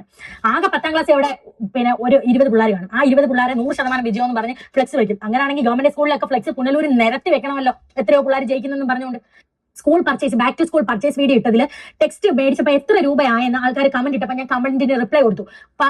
പൊന്നൂസിന് 4ാം ക്ലാസ്സിലോട്ടുള്ള കുഞ്ഞിന് 12,000 രൂപ, 9,000 രൂപയായി മോനുകുട്ടന് 2ാം ക്ലാസ്സിലുള്ള ടെക്സ്റ്റ് ബുക്ക്. അതിന് പല ടീച്ചർമാരും പല CBSE പഠിക്കുന്ന ടീച്ചർമാർ വന്ന് കമന്റ് ഇടാൻ തുടങ്ങി, ഞങ്ങളുടെ സ്കൂളുകളിലൊന്നും ഇത്രയും പൈസ ഇല്ലെന്ന്. ഞാനുള്ള സത്യം പോലെയാണ് അത് കമന്റ് ചെയ്തു. 11,000 രൂപ. അത് അവർക്ക് ഭയങ്കര പ്രശ്നമായി. ആ സ്കൂളിൽ ചേരാത്ത പല കുട്ടികളും അവിടെ വരാൻ പേടിക്കുമെന്ന്, ഇത്രയും പൈസ കിട്ടുന്നത്. നമ്മൾ അഡ്മിഷൻ എടുത്തു കഴിഞ്ഞാൽ നമ്മൾ പെട്ടു. അഡ്മിഷൻ എടുത്തു കഴിഞ്ഞാൽ ടെക്സ്റ്റിന് ഇത്രയാണ്, ഇതിന് ഇത്രയാണെന്ന് പറഞ്ഞാൽ നമ്മൾ ഓടി ഒപ്പിക്കാനായിട്ട്. നോട്ട്ബുക്ക് ഇല്ലാതെയാണ് ഇത്രയും പൈസ, നമ്മൾ ഓടി ഒപ്പിക്കാൻ. നമ്മൾ വീണ് പോയല്ലോ, പിന്നെയും നമ്മൾ വിചാരിക്കും പൈസ പണയം വെച്ചിട്ടായാലും കൊടുക്കാൻ, നമ്മുടെ മക്കൾ പഠിക്കുമല്ലോ. സാധാരണ പല സ്കൂളുകളിലും അധികം ബാക്കിലോട്ടായ കുഞ്ഞുങ്ങളെ മുമ്പോട്ട് കൊണ്ടുവരാൻ ശ്രമിക്കും. ഇവിടെ അങ്ങനെയല്ല, ബാക്കിലോട്ടായിട്ട് കുഞ്ഞുങ്ങൾ ബാക്കിൽ തന്നെ അങ്ങ് ഇരിക്കും. അങ്ങനെ തന്നെ ഇവര് ഒരു സ്കൂള് തന്നെയാണോ അവിടെ നടത്തുന്നത് എന്നുള്ളതാണ്. 2ാം ക്ലാസ്സിൽ പഠിക്കുന്ന ഒരു കുട്ടിക്ക് നോട്ട് ബുക്ക് ഇല്ലാതെ ടെക്സ്റ്റിന് മാത്രം 9,000 രൂപ. അത് ആ പുസ്തകത്തിന് മാത്രമാണെന്ന് ഓർക്കണം. എന്തൊരു തീവട്ടിക്കൊള്ളയാണ് അവിടെ നടക്കുന്നത്. എനിക്ക് പറയാനുള്ളത് ഇവരോടാണ്. ഇത്രയും കാലം ഇതൊക്കെ അറിഞ്ഞിട്ടും പറയാതെ വെച്ചുകൊണ്ടിരുന്ന ഇവരെ പോലുള്ളവരെയാണ് കുറ്റം പറയേണ്ടത്. കാരണം ഇവർ ഇപ്പോഴെല്ലാവരും ഒന്ന് പ്രതികരിക്കേണ്ടത്. ഇതെല്ലാം കഴിഞ്ഞ് തീയും കെട്ട് കനലും കെട്ടതിന് ശേഷം വന്ന് പറഞ്ഞിട്ട് കാര്യം എന്താണ്? സമയത്ത് പ്രതികരിക്കുമ്പോഴാണ് അതിന് വാല്യൂ ഉണ്ടാകുന്നത്. ഇങ്ങനെയും വിദ്യാലയങ്ങളുണ്ടല്ലോ എന്ന് ഓർക്കുമ്പോൾ നമുക്ക് വിഷമം വരുന്നു. ഏറ്റവും കാശുണ്ടാക്കാൻ പറ്റിയൊരു മേഖലയാണ് ഈ വിദ്യാലയവും ഹോസ്പിറ്റലും. ഇപ്പം അങ്ങനെ ആയി മാറിക്കൊണ്ടിരിക്കുകയാണ്. ഈ ഒരു CBSE സ്കൂൾ നടത്തുന്നതിലാണ് ഏറ്റവും കൂടുതൽ ഇത്രയും വെട്ടിപ്പുകൾ വരുന്നത് എന്ന് എനിക്ക് തോന്നുന്നു. അത്രയും കോടി രൂപ അവർ ഇൻവെസ്റ്റ് ചെയ്യുന്നു, അത് അവർ പലതരത്തിലായിട്ട് റിട്ടേൺ എടുക്കുന്നു. അത് തന്നെ കാര്യം. അപ്പം കാലഘട്ടത്തിനനുസരിച്ച് ജനങ്ങൾ പോകാതിരിക്കാൻ ഒക്കുമോ? അതുമില്ല. അതുകൊണ്ട് എല്ലാവരും CBSEക്ക് പുറകെ പോവുകയും ചെയ്യും. അതായത് ബാക്കിയോടെ കേൾക്കാൻ നമുക്ക്. അവരെ സ്റ്റേജിൽ കയറ്റത്തില്ല. ഒരു യൂത്ത് ഫെസ്റ്റിവലിന് ആനുവൽ ഡേ വരുമ്പോൾ 600 രൂപ കൊടുത്ത് പഠിപ്പിക്കുന്നത് കൊണ്ട് മാസങ്ങൾക്ക് മുമ്പേ അവരെ ഇട്ട് ട്രെയിൻ ചെയ്യിപ്പിക്കുകയാണ് ഡാൻസ് കളിക്കാൻ. എന്നിട്ട് 2-3 വട്ടം സ്റ്റേജ് റിഹേഴ്സൽ നടത്തി മാനേജ്മെന്റ് വന്ന് ഫ്രണ്ടിൽ ഇരുന്ന് മാർക്ക് ഇടണം. 10-ൽ 7 മാർക്ക് കൂടുതൽ കിട്ടിയാൽ മാത്രമേ ആ ക്ലാസ്സിനെ സ്റ്റേജിൽ കയറ്റൂ. അപ്പോഴും ഈ ഇരിക്കുന്ന രക്ഷകർത്താക്കൾ നമ്മൾ വിഡ്ഢികളാവുകയാണ്. നമ്മുടെ മക്കൾ കിതച്ച് എന്തൊക്കെയോ കാണിച്ചു കൂട്ടുകയാണ് അവിടെ. അപ്പോൾ അവർക്ക് ആ വന്നിരിക്കുന്ന ആൾക്കാരുടെ മുമ്പിൽ വലിയ എന്തോ കാണിക്കാനുണ്ട്. സ്കൂൾ വലിയ ഇതാണെന്ന് കാണിക്കണം. ഈ വീഡിയോയിൽ ഞാൻ ഫ്രോക്കിന്റെ കാര്യം അന്ന് പറഞ്ഞപ്പോ തൊട്ട് ഇവര് മോനുകുട്ടൻ ക്ലാസ്സിൽ ഇരിക്കുവാണ്. എല്ലാ കുഞ്ഞുങ്ങളെയും മോനെ എടേ എന്നൊക്കെ വിളിക്കും. എടോ എണീക്കടോ വാടോ. 2ാം ക്ലാസ്സിൽ പഠിക്കുന്ന കുഞ്ഞിനോട് ദേഷ്യമാണ്. ആ മാനേജ്മെന്റിന്റെ ബന്ധുവായ ഒരു ടീച്ചറാണ്, ഒരു സ്ത്രീയാണ്. അവിടെ സ്ത്രീ എന്ന് തന്നെ വിളിക്കണം. കുഞ്ഞുങ്ങളെ ഒരുപോലെ കാണാൻ പറ്റാത്ത സ്ത്രീ, ആ സ്ത്രീയാണ് അവിടെ ഹിന്ദി പഠിപ്പിക്കുന്നത്. അവിടെ വാച്ച്മാനായിട്ട് നിൽക്കുന്നതും ഈ സ്ത്രീയാണ്. കൈയും കെട്ടി നിൽക്കും. കാർ ആരെവിടെ ഇടണം, വണ്ടി ആരെവിടെ ഇടണം എന്ന് തീരുമാനിക്കുന്നത് ഈ സ്ത്രീയാണ്. കുഞ്ഞുങ്ങളുടെ ഭയങ്കര വിദ്വേഷം. എണീക്കടോ, നടക്കണോ. ഇപ്പൊ കുഞ്ഞ് നോമ്പ് പിടിച്ച് അവിടെ പോയപ്പോ എന്നോട് പലരും ചോദിച്ചു, മോനോടനെ പൊന്നൂസിനെ എന്തുകൊണ്ട് നോമ്പ് പിടിപ്പിച്ചില്ല, 2 നോമ്പല്ലേ പിടിപ്പിച്ചുള്ളൂ. ക്ലാസ്സിൽ പോകുമ്പോ ഇതാണ് കുഞ്ഞിനോട് പറയുവാണ്, എന്താ ചോറ് ഇന്നത്തെ? മോനോട് പറയാൻ നോമ്പാ ടീച്ചറെ. നീ നോമ്പ് പിടിച്ചിട്ട് എന്താ കാര്യം? നിന്റെയൊക്കെ സ്വഭാവം ആദ്യം നന്നാക്കുക, അല്ലാതെ നീ ഒന്ന് നോമ്പ് പിടിച്ചിട്ട് കാര്യമില്ലെന്ന് 2ാം ക്ലാസ്സിൽ പഠിക്കുന്ന കുഞ്ഞിനോട് പറയാണ്. കുഞ്ഞ് വന്ന് എന്നോട് പറയുമ്പോഴും ഞാൻ പറയാണ്, സാരമില്ല മക്കളെ, നമ്മൾ ഈ വർഷം അങ്ങ് TC മേടിച്ച് പോവല്ലോ, അവിടെ നിന്ന് കുഴപ്പമില്ല, പോട്ട് മക്കളെ എന്ന് പറഞ്ഞ് ആശ്വസിപ്പിക്കുകയാണ്. ഹിന്ദി എക്സാം വന്നപ്പോ പൊന്നു, നമ്മൾ അറിയാത്ത ക്വസ്റ്റ്യൻ ആണ്. ഹിന്ദി അല്ലേ, 4ാം ക്ലാസ്സിൽ പഠിക്കുന്ന കുഞ്ഞിന് അത്രയും കൂട്ടി വായിക്കാൻ അറിയത്തില്ലായിരിക്കും. ടീച്ചർ ഈ ക്വസ്റ്റ്യൻ എന്തുവാണ്? ഇതേ സെയിം ടീച്ചർ തന്നെ പറയുവാണ്, എനിക്ക് ഹിന്ദി അറിയത്തില്ല, അവിടെ 20 ചെയ്യും. ആ പെൺപിള്ളിക്ക് ഹിന്ദി അറിയത്തില്ല, പിന്നെ എന്തിനാണ് അവിടെ ടീച്ചറായിട്ട്? എന്തോ ക്വാളിഫിക്കേഷൻ ആയിട്ട് ബന്ധു ആണെന്ന ക്വാളിറ്റിയിലാണോ അവിടെ ടീച്ചർ ആവാൻ പഠിപ്പിക്കാൻ ഇരുത്തിയേക്കുന്നത്? ഹിന്ദി അറിയത്തില്ല, അവിടെ 20 ചെയ്യും. ഇതാണ് അവിടെ നടന്നുകൊണ്ടിരിക്കുന്നത്. സ്കൂൾ ബസ്സിൽ നിന്നും ആരെ ശ്രദ്ധിക്കാതെ ഒരു കുഞ്ഞ് ഫ്രണ്ടിലോട്ട് ഉറങ്ങി വീഴും. കുഞ്ഞിന്റെ നെറ്റി പൊട്ടി. പരാതി പറയാൻ പോയ പേരൻസിനോട് പരാതി പറയാൻ അവിടെ പോകുന്നവർക്ക് ഇഷ്ടമല്ല. അവർ പേരൻസിനോട് അവർ പറയുകയാണ്, നിങ്ങൾക്ക് ഇഷ്ടം അല്ലെങ്കിൽ ഇവിടെ പഠിപ്പിക്കണ്ട. അതേസമയം ആ ആയെ വിളിച്ച് വാൺ ചെയ്യുമല്ല, ഉറങ്ങുന്ന കുഞ്ഞുങ്ങളെ ഒന്ന് ശ്രദ്ധിക്കുന്നത് വാൺ ചെയ്യാൻ. നിങ്ങൾക്ക് ഇഷ്ടം അല്ലെങ്കിൽ ഇവിടെ പഠിപ്പിക്കണ്ട, പൊക്കോളൂ TC മേടിച്ച്. പരാതി പറയാൻ പോകുന്നവരെ ഇഷ്ടമല്ല. കുഞ്ഞുങ്ങളെ പഠിപ്പിക്കുന്ന എന്തെങ്കിലും കാര്യം പറയാൻ പോകുമ്പോൾ മറ്റടുത്ത പേരൻസ് അറിയാതെ നോക്കുക. അപ്പൊ ഇവര് വേർതിരിച്ചം കാണിക്കാൻ തുടങ്ങുമ്പോൾ ഞാൻ പറഞ്ഞു, നമുക്ക് കുഞ്ഞിനെ സ്കൂളിൽ മാറ്റാം, ഈ എക്സാം ഒന്ന് കഴിഞ്ഞോട്ടെ എന്ന് പറഞ്ഞ് ഞങ്ങൾ ഇരിക്കുമായിരുന്നു. അപ്പോൾ ഞാൻ പോകുമ്പോൾ ഞങ്ങളുടെ നാട്ടിലെ ഞങ്ങളുടെ ഈ കാര്യറിയുന്ന പല ആൾക്കാരും കുഞ്ഞുങ്ങളെ കൊണ്ട് ചേർത്തിട്ടുണ്ട്. പൊന്നൂസ് മൗണ്ടൻ അവിടെ ആണെന്ന്. അപ്പൊ ഞങ്ങൾ പുതിയൊരു സ്കൂളിലേക്ക് പോകുമ്പോൾ സ്വാഭാവികമായി ചോദ്യം വരും, എന്തുകൊണ്ട് കുഞ്ഞുങ്ങളെ മാറ്റി എന്നുള്ളത്. അപ്പൊ നമുക്ക് പറയേണ്ടി വരും. അത് അവർക്ക് ബാഡായിട്ട് തോന്നാതിരിക്കാൻ, ഞാൻ യൂട്യൂബിൽ വീഡിയോ ഇടാതിരിക്കാൻ വേണ്ടിയിട്ടും അവരാദ്യമേ കയറി തടയിട്ടു. 4 ദിവസം കുഞ്ഞുങ്ങളോട് പോയി ചോദിക്കുവാണ്. പല ടീച്ചർമാരെ പറഞ്ഞു വിടുവാണ്, സ്കൂളിൽ നിന്ന് മാറുന്നുണ്ടോ. അപ്പൊ പൊന്നൂസ് മൗണ്ടൻ മാറുന്നുണ്ട്. ഏത് സ്കൂളിലാണ് പോകുന്നത്? അവരുടെ മനസ്സിൽ കള്ളവർ പറയുവാണ്, പോകുന്ന ഉറപ്പാണോ മോളെ? പോവാണ്. അത് കഴിഞ്ഞ് അതേ ടീച്ചർ തന്നെ അടുത്ത ടൈം മോനൂട്ടന്റെ അടുത്ത് പോയി ചോദിക്കുകയാണ്, മോനൂട്ട എന്തുകൊണ്ടാണ് സ്കൂൾ മാറുന്നത്? ഉറപ്പായിട്ട് മാറുമോ? എല്ലാം അറിഞ്ഞ് നല്ല സെറ്റാക്കി വെച്ചിട്ട് ഇവരെന്റെ വീഡിയോയെ എന്നെ നന്നായിട്ട് ഭയക്കുന്നുണ്ട്. ബാഡ് ഇമേജ് വരുമെന്നുള്ള ഭയം. ആ വീഡിയോ അങ്ങനെ ഇട്ടാലോ എന്ന് ഭയക്കുവാണ്. ഇവിടെ അരുതാത്ത രീതിയിൽ ഒരു കൊച്ചിന്റെ ബാഗിൽ നിന്നും വൃത്തിയായിട്ടൊരു സാധനം പിടിക്കുകയും അതിനുശേഷം ഒരു പെൺകൊച്ചിനെയും ആൺകൊച്ചിനെയും ഒരു സ്ഥലത്ത് വെച്ച് പിടിക്കുകയും ചെയ്തു. സ്കൂൾ മാനേജ്മെന്റ് അവരുടെ പേരൻസിനെ അറിയിക്കുകയോ, പേരൻസിനെ അറിയിച്ചാലല്ലേ കുഞ്ഞുങ്ങൾ തെറ്റിലോട് പോകുമ്പോൾ അവർ തിരുത്താൻ പറ്റും. ഇത് സ്കൂളിന്റെ ഇതിനെ ബാധിക്കുന്ന എഴുതി സ്കൂൾ മാനേജ്മെന്റ് പേരൻസിനെ അറിയിക്കാതെ മറച്ചു വെച്ചു. അത് ആ ക്ലാസ്സിലുള്ള ഒരു കൊച്ച് അവരുടെ ആ കൊച്ചിന്റെ വീട്ടിൽ പോയി പറഞ്ഞു. ഇതെല്ലാം പൈസ കൊടുത്ത് അനങ്ങാതെ അങ്ങ് മൂടും. പൈസ കൊടുത്ത് കുറച്ച് പാർട്ടിക്കാരെ കൂടെ നിർത്തിയിട്ടുണ്ട്. ഇതൊക്കെ കൊണ്ട് വലിയ എന്തോ ആണെന്നൊരു വിചാരമുണ്ട്. നിങ്ങളെല്ലാം അറിഞ്ഞതിന് ശേഷം നമ്മൾ എന്തിനാണ് വഴക്കിനും പ്രശ്നത്തിനൊക്കെ പോകുന്നത്? നമ്മുടെ മക്കളുടെ TC മേടിച്ച് അനങ്ങാതെ നമ്മുടെ കുഞ്ഞുങ്ങളുടെ ഭാവി ഓർത്ത് അനങ്ങാതെ നമ്മുടെ മക്കളെയും കൊണ്ട് പോകാന്ന് വിചാരിച്ചതാണ്. അപ്പോഴാണ് ഞങ്ങൾ ഒരു സ്ഥലത്ത് പോയിട്ട് തിരിച്ചു വരാൻ നേരം പൊന്നിസിനെ മോട്ടറിനെ വിളിക്കാൻ വേണ്ടി സ്കൂളിൽ കയറാൻ നേരം ഇതിനു മുമ്പ് അവിടെ സ്കൂളിൽ വണ്ടി പാർക്ക് ചെയ്ത സമയത്ത് വണ്ടിക്കകത്ത് ഏതോ ഒരാൾ കാറിൽ പിള്ളേരായിരിക്കാം ഒരിക്കൽ കല്ല് വെച്ച് വരച്ചു. പിന്നെ ഒരിക്കൽ ഡോറിൽ ഇടിച്ചുകൊണ്ട് ഡോറ് തുറക്കാൻ ഒക്കത്തില്ല. ആ ഡോറ് നമ്മുടെ ബാക്ക് വശത്ത് ഒരു ഡോർ തുറക്കാൻ ഒക്കത്തില്ല. അപ്പൊ നമ്മൾ വിചാരിച്ചു സർവീസ് ചെയ്യുമ്പോൾ കൊടുത്ത് ശരിയാക്കാം. പിന്നെ വരയ്ക്കുകയും ചെയ്തു. നമ്മളൊരു പെയിന്റ് അടിക്കണം എത്ര രൂപ ചിലവാകും? നമ്മളൊരു ആയുസിന്റെ പകുതി കഷ്ടപ്പെട്ടിട്ടാണ് ഒരു വണ്ടി എടുക്കുന്നതും അതിന് ഓരോ മാസവും CC അടയ്ക്കുന്നതും.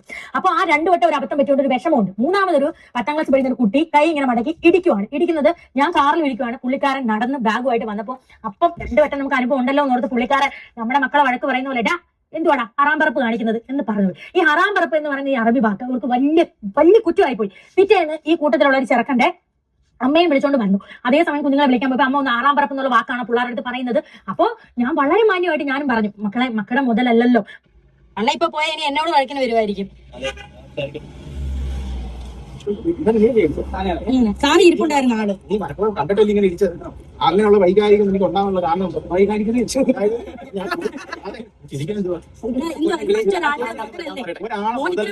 ഞാൻ ചോദിക്കട്ടെ, എനിക്ക് ഇങ്ങനെ ഒരു ഇടി ഇടിക്കാനുള്ളത് അങ്ങനെയല്ല ഇങ്ങനെ ഇടിച്ചത് ഞാൻ കണ്ടിട്ടുണ്ട്. അതിൽ സാറിന്റെ ഇരിപ്പുണ്ട്, നീ എന്നെ കാണുന്നില്ല. വണ്ടി പറ്റുന്നതല്ലോ, അത് ന്യായീകരിക്കാനല്ല, അവൻ ചെയ്ത് തെറ്റില്ല. അവൻ പറഞ്ഞാ കൊടുത്തത് പറഞ്ഞേ കൊടുത്തത് ഇതാ ഇവനല്ല. ഇവൻ അങ്ങോട്ട് പോയിട്ട് ഇവൻ കിടന്ന് കുറു കൊടുക്കുന്നു. ഇവൻ കണ്ട് വേറെ രീതിയിലൊക്കെ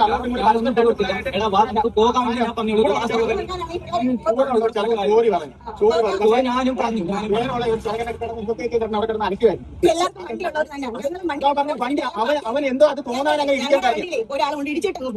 വണ്ടി ഇടിക്കുന്ന ആക്സിഡന്റ് ആണെന്ന് പറയാം. ഇത് മനഃപൂർവ്വം മനസ്സിൽ തോന്നിയിട്ടില്ല, ഇതുപോലെ കൊണ്ടിരിക്കുന്നതാണ്.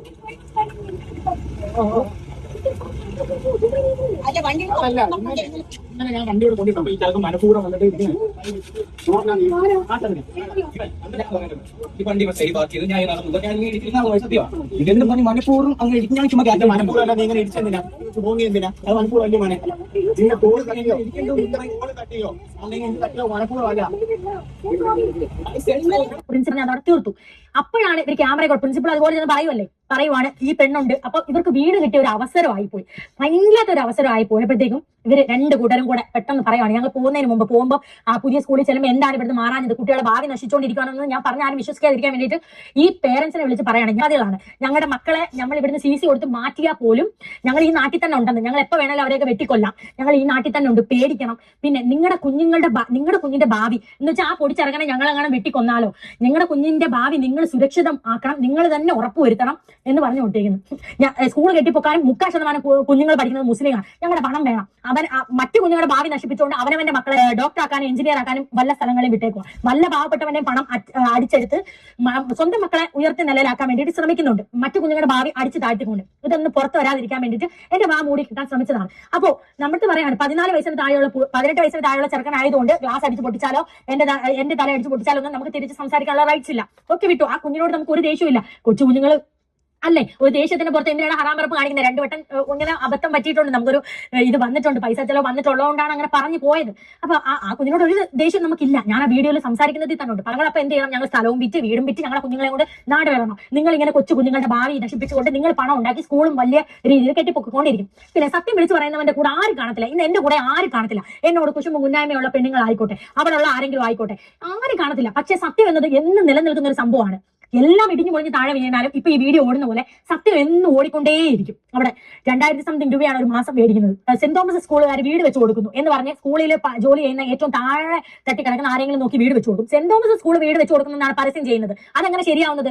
സ്കൂളിലെ കുട്ടികളെ നിന്നാണ് പൈസ പിരിക്കുന്നത്. സ്കൂൾ കുട്ടികളെ നിന്ന് പൈസ പിരിച്ച് സെന്റ് തോമസ് സ്കൂളിന് ക്രെഡിറ്റും. പുനലൂരിലെ ഏറ്റവും മോശം സ്കൂൾ എന്ന് തന്നെ പറയാം, ശ്രീശക്തി കുടുംബശ്രീ.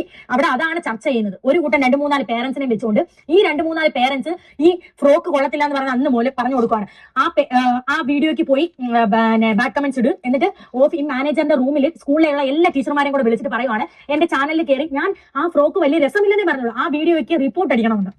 എല്ലാ ടീച്ചർമാരും പന്നലായിരിക്കത്തില്ല. അതിലൊരു ടീച്ചർ തന്നെയാണ് എന്നോട് പറഞ്ഞത് ഇതുപോലെ റിപ്പോർട്ട് അടിക്കാൻ പറഞ്ഞ് ഞാൻ ഒരു ഫ്രോക്കിന്റെ പേരിലാണ് അപ്പോൾ ഇത്രയും പ്രശ്നങ്ങൾ ആ സ്കൂൾ ഉണ്ടാക്കിക്കൊണ്ടിരിക്കുന്നത് ആ ഒരു ഫ്രോക്കിന്റെ കാര്യം പറഞ്ഞതിന്റെ പേരിൽ, പിന്നെ മുസ്ലിങ്ങളായതുകൊണ്ട് ഇവർ തീവ്രവാദികളാണ് എന്നുള്ള കാര്യത്തിൽ കാറിൽ ഇടിച്ചപ്പോൾ ഒരു ചെറുക്കനോട് ഹറാം പറപ്പ് കാണിക്കുന്നത്, എന്തിനാണ് പെരുപ്പ് കാണിക്കുന്നത്, അത്രയുള്ള അതിൻ്റെ ഒരു അർത്ഥം. അതിൻ്റെ പേരിൽ ഇതൊക്കെയാണ് ഇപ്പോൾ ഈ സ്കൂളിൽ. എൻ്റെ പൊന്നു സഹോദരങ്ങളെ, നിങ്ങളൊക്കെ, നമ്മളെല്ലാവരും ഒരുമിച്ച് താമസിക്കുന്ന സ്ഥലമാണ് കേരളം. അപ്പോൾ നമ്മളെല്ലാവരുടെയും കുട്ടികളെ പിന്നെ ഈ പറയുന്നത് പോലെ കൂടുതലും ഈ ക്രിസ്ത്യൻസ് ആണ് ഈ ഹോസ്പിറ്റലാണെങ്കിലും സ്കൂളുകളാണെങ്കിലും നടത്തുന്നത്. എല്ലാ മതവിഭാഗങ്ങളും സ്കൂളുകൾ നടത്തുന്നുണ്ട്. അവിടെ വരുന്ന എല്ലാ കുട്ടികളും നമ്മൾ വിദ്യാർത്ഥികളായിട്ടേ കാണുന്നുള്ളൂ. അല്ലാതെ അവൻ്റെ മതമോ അവൻ്റെ ജാതിയോ അവൻ്റെ നിറവോ മറ്റു കാര്യങ്ങളോ ഒന്നും ഞാൻ പഠിച്ച കാലത്തൊന്നും അവിടെ ഒന്നും ഘടകമായതായിട്ട് എനിക്ക് തോന്നിയിട്ടില്ല. ഞങ്ങൾ അങ്ങനെയല്ല കൂട്ടുകൂടി ജീവിച്ചതും, ഞങ്ങളുടെ സാറുമാർ അങ്ങനെയല്ല ഞങ്ങളോട് പെരുമാറിയിട്ടുള്ളത്. ഇതിപ്പോഴെന്ന് പറഞ്ഞു കഴിഞ്ഞാൽ ഈ ഇതേപോലുള്ള കുറച്ച് CBSE സ്കൂളുകളിൽ ഈ പറയുന്നത് പോലെ പണ്ട് ഞങ്ങളുടെ ഇവിടെയൊക്കെ ഒരു സമരം എല്ലായിടത്തും നടന്നതായിരിക്കും. തുച്ഛമായ 5000-6000 രൂപ ശമ്പളം കൊടുത്തുകൊണ്ടിരുന്ന അവർക്ക് ശമ്പളം കൂട്ടി കൊടുക്കണം എന്നുള്ള രീതിയിൽ സമരമൊക്കെ നടത്തി അങ്ങനെയൊക്കെ മേടിച്ചുകൊണ്ട് ജോലി ചെയ്യുന്നവരായിരിക്കും ചിലപ്പം ഈ പറയുന്നത് പോലെ ഇത്തരത്തിൽ മോശമായ രീതിയിൽ കുട്ടികളെ കാണാൻ ഇവർക്ക് എങ്ങനെ സാധിക്കുന്നു എന്നുള്ളതാണ് എനിക്ക് പറയാനുള്ളത്. ഇതൊന്നും ശരിയായ കാര്യമല്ല. നമ്മളെ നാടിനെ സംബന്ധിച്ച് അത് നന്മയിലേക്കല്ല പോകുന്നത്, മറിച്ച് വലിയൊരു തിന്മയിലേക്കാണ് കുട്ടികളെയും നമ്മുടെ സമൂഹത്തെ നയിക്കുന്നതെന്ന് നിങ്ങൾ ഓരോരുത്തരും ഓർക്കുന്നത് നല്ലതായിരിക്കും. ദൈവദോഷം അല്ലേ, ഞാൻ അടിച്ചിട്ടില്ല എന്ന് എന്നോട് ചിരിച്ചോണ്ട് പറഞ്ഞു. അടിച്ചാലും ഇവിടെ ഒന്നും സംഭവിക്കത്തില്ല. അതിൽ എന്തെങ്കിലും വൃത്തികേടോ എന്തെങ്കിലും നിങ്ങൾ കൊടുക്കുന്ന കാരണങ്ങളോ ഇല്ലെങ്കിൽ ആ വീഡിയോയ്ക്ക് ഒന്നും പോകത്തില്ല. ആ വീഡിയോ ഇപ്പോഴും അതിനകത്ത് തന്നെ ഉണ്ട്. ആ വീഡിയോയും എന്റെ ചാനലും കാണും. കഴിവുള്ളിടത്തോളം കാണാൻ അടുത്ത ചാനലുമായിട്ടും വരും. സ്കൂളിനെ മൊത്തത്തിൽ ഇരുത്തിയും 10-15 ലക്ഷം രൂപ വേണമെങ്കിൽ നിങ്ങൾക്ക് 10,000 രൂപ കൊടുക്കുന്ന പോലെ 100 കൊടുക്കുന്ന പോലെ ഉള്ളൂ. കാരണം അത്രമാത്രം വെട്ടിച്ചും സമ്പാദിച്ചും വെച്ചിട്ടുണ്ട്. ആ പൈസ കൊടുത്ത് എന്നെയോ എന്റെ ഹസ്ബൻഡിനെയോ നൈസായിട്ട് തട്ടിക്കളയാം. ഏതെങ്കിലും ഗുണ്ടാളെ വിട്ട് ചെറിയതായിട്ട് കള്ളം കയറി എന്നൊക്കെ പറഞ്ഞ് എന്റെ വീട് ആക്രമിക്കാം. എത്രയോ പൊടി കുഞ്ഞുങ്ങളെ ഫീസ് തന്ന് പഠിക്കുന്നത് നിങ്ങൾക്ക് വേണ്ട നിങ്ങളുടെ ടീച്ചർമാരുടെ കുഞ്ഞുങ്ങളെ അല്ലാതെ ഏതെങ്കിലും പിള്ളേരെ അവിടെ പൊക്കി വെക്കുന്നുണ്ടോ? ഇല്ല. ഇപ്പൊ ഒരു യൂട്യൂബർ അവിടെ ഒരു കുഞ്ഞിനെ ചേർത്തിട്ടുണ്ട്. ആ യൂട്യൂബറിന്റെ വീഡിയോയിൽ ക്ലാസ്സിനകത്ത് കയറി ടീച്ചർ പഠിപ്പിക്കുന്നത് വരെ അവർ വ്ലോഗ് ഇട്ടിട്ടുണ്ട്. അതവർക്ക് പ്രശ്നമല്ല. കാരണം അവര് അവരുടെ ജാതിയിൽപ്പെട്ടവരാണ്, അവർക്ക് ഇഷ്ടമുള്ളവരാണ്, അവരെ കുറ്റം പറയാത്തവരാണ്, അവരെ സുഖിപ്പിക്കുന്നവരാണ്, തെറ്റ് വേണ്ട പ്രതികരിക്കാത്തവരാണ്. ജനിച്ചത് മുസ്ലിമായിട്ടാണ്, ഞങ്ങൾ ഇനി മരിക്കുന്നത് മുസ്ലിമായിട്ട് തന്നെയായിരിക്കും. അതിന് ആരുടെ ഓശാരവും വേണ്ട. പിന്നെ ആരെ പേടിക്കുന്ന ആൾക്കാരല്ല ഞാൻ. കാരണം നിങ്ങൾ കുറെ കമ്മ്യൂണിസ്റ്റുകാരെയും കോൺഗ്രസ്സുകാരെയും കുറച്ച് പൈസ കൊടുത്ത് കൈലാക്കി വെച്ചിട്ടുണ്ടായിരിക്കും. പക്ഷെ അതല്ല യഥാർത്ഥ കമ്മ്യൂണിസ്റ്റവും കോൺഗ്രസ് പാർട്ടിയും ഒന്നും. എന്റെ അനിയനെ ഉറക്കുന്ന സമയത്ത് ഞാൻ പോയി കടന്നിട്ടുണ്ട് എന്റെ അത്തത്താടെ അടുത്ത്. അപ്പൊ എനിക്ക് പറഞ്ഞു തന്നിട്ടുണ്ട് സമരം വിളിക്കാൻ തിരുവനന്തപുരത്ത് പോയ കഥകളും പട്ടിണി നടന്ന കഥകളൊക്കെ. അതാണ് യഥാർത്ഥ കമ്മ്യൂണിസം. പൈസ കണ്ട് മലക്കം അറിയുന്ന കമ്മ്യൂണിസ്റ്റുകാരല്ല. അതുകൊണ്ട് അതൊക്കെ കേട്ട് വളർന്നിട്ടുള്ള ഒരു കൊച്ചുമോൾ തന്നെയാണ് ഞാൻ. അല്ലവ ചില്ലറ ഭീഷണികളും അതും ഇതൊന്നും എന്റെ അടുത്ത് മുഴക്കി വരണ്ട. അതൊന്നും ഇവിടെ ഏക്കത്തില്ല.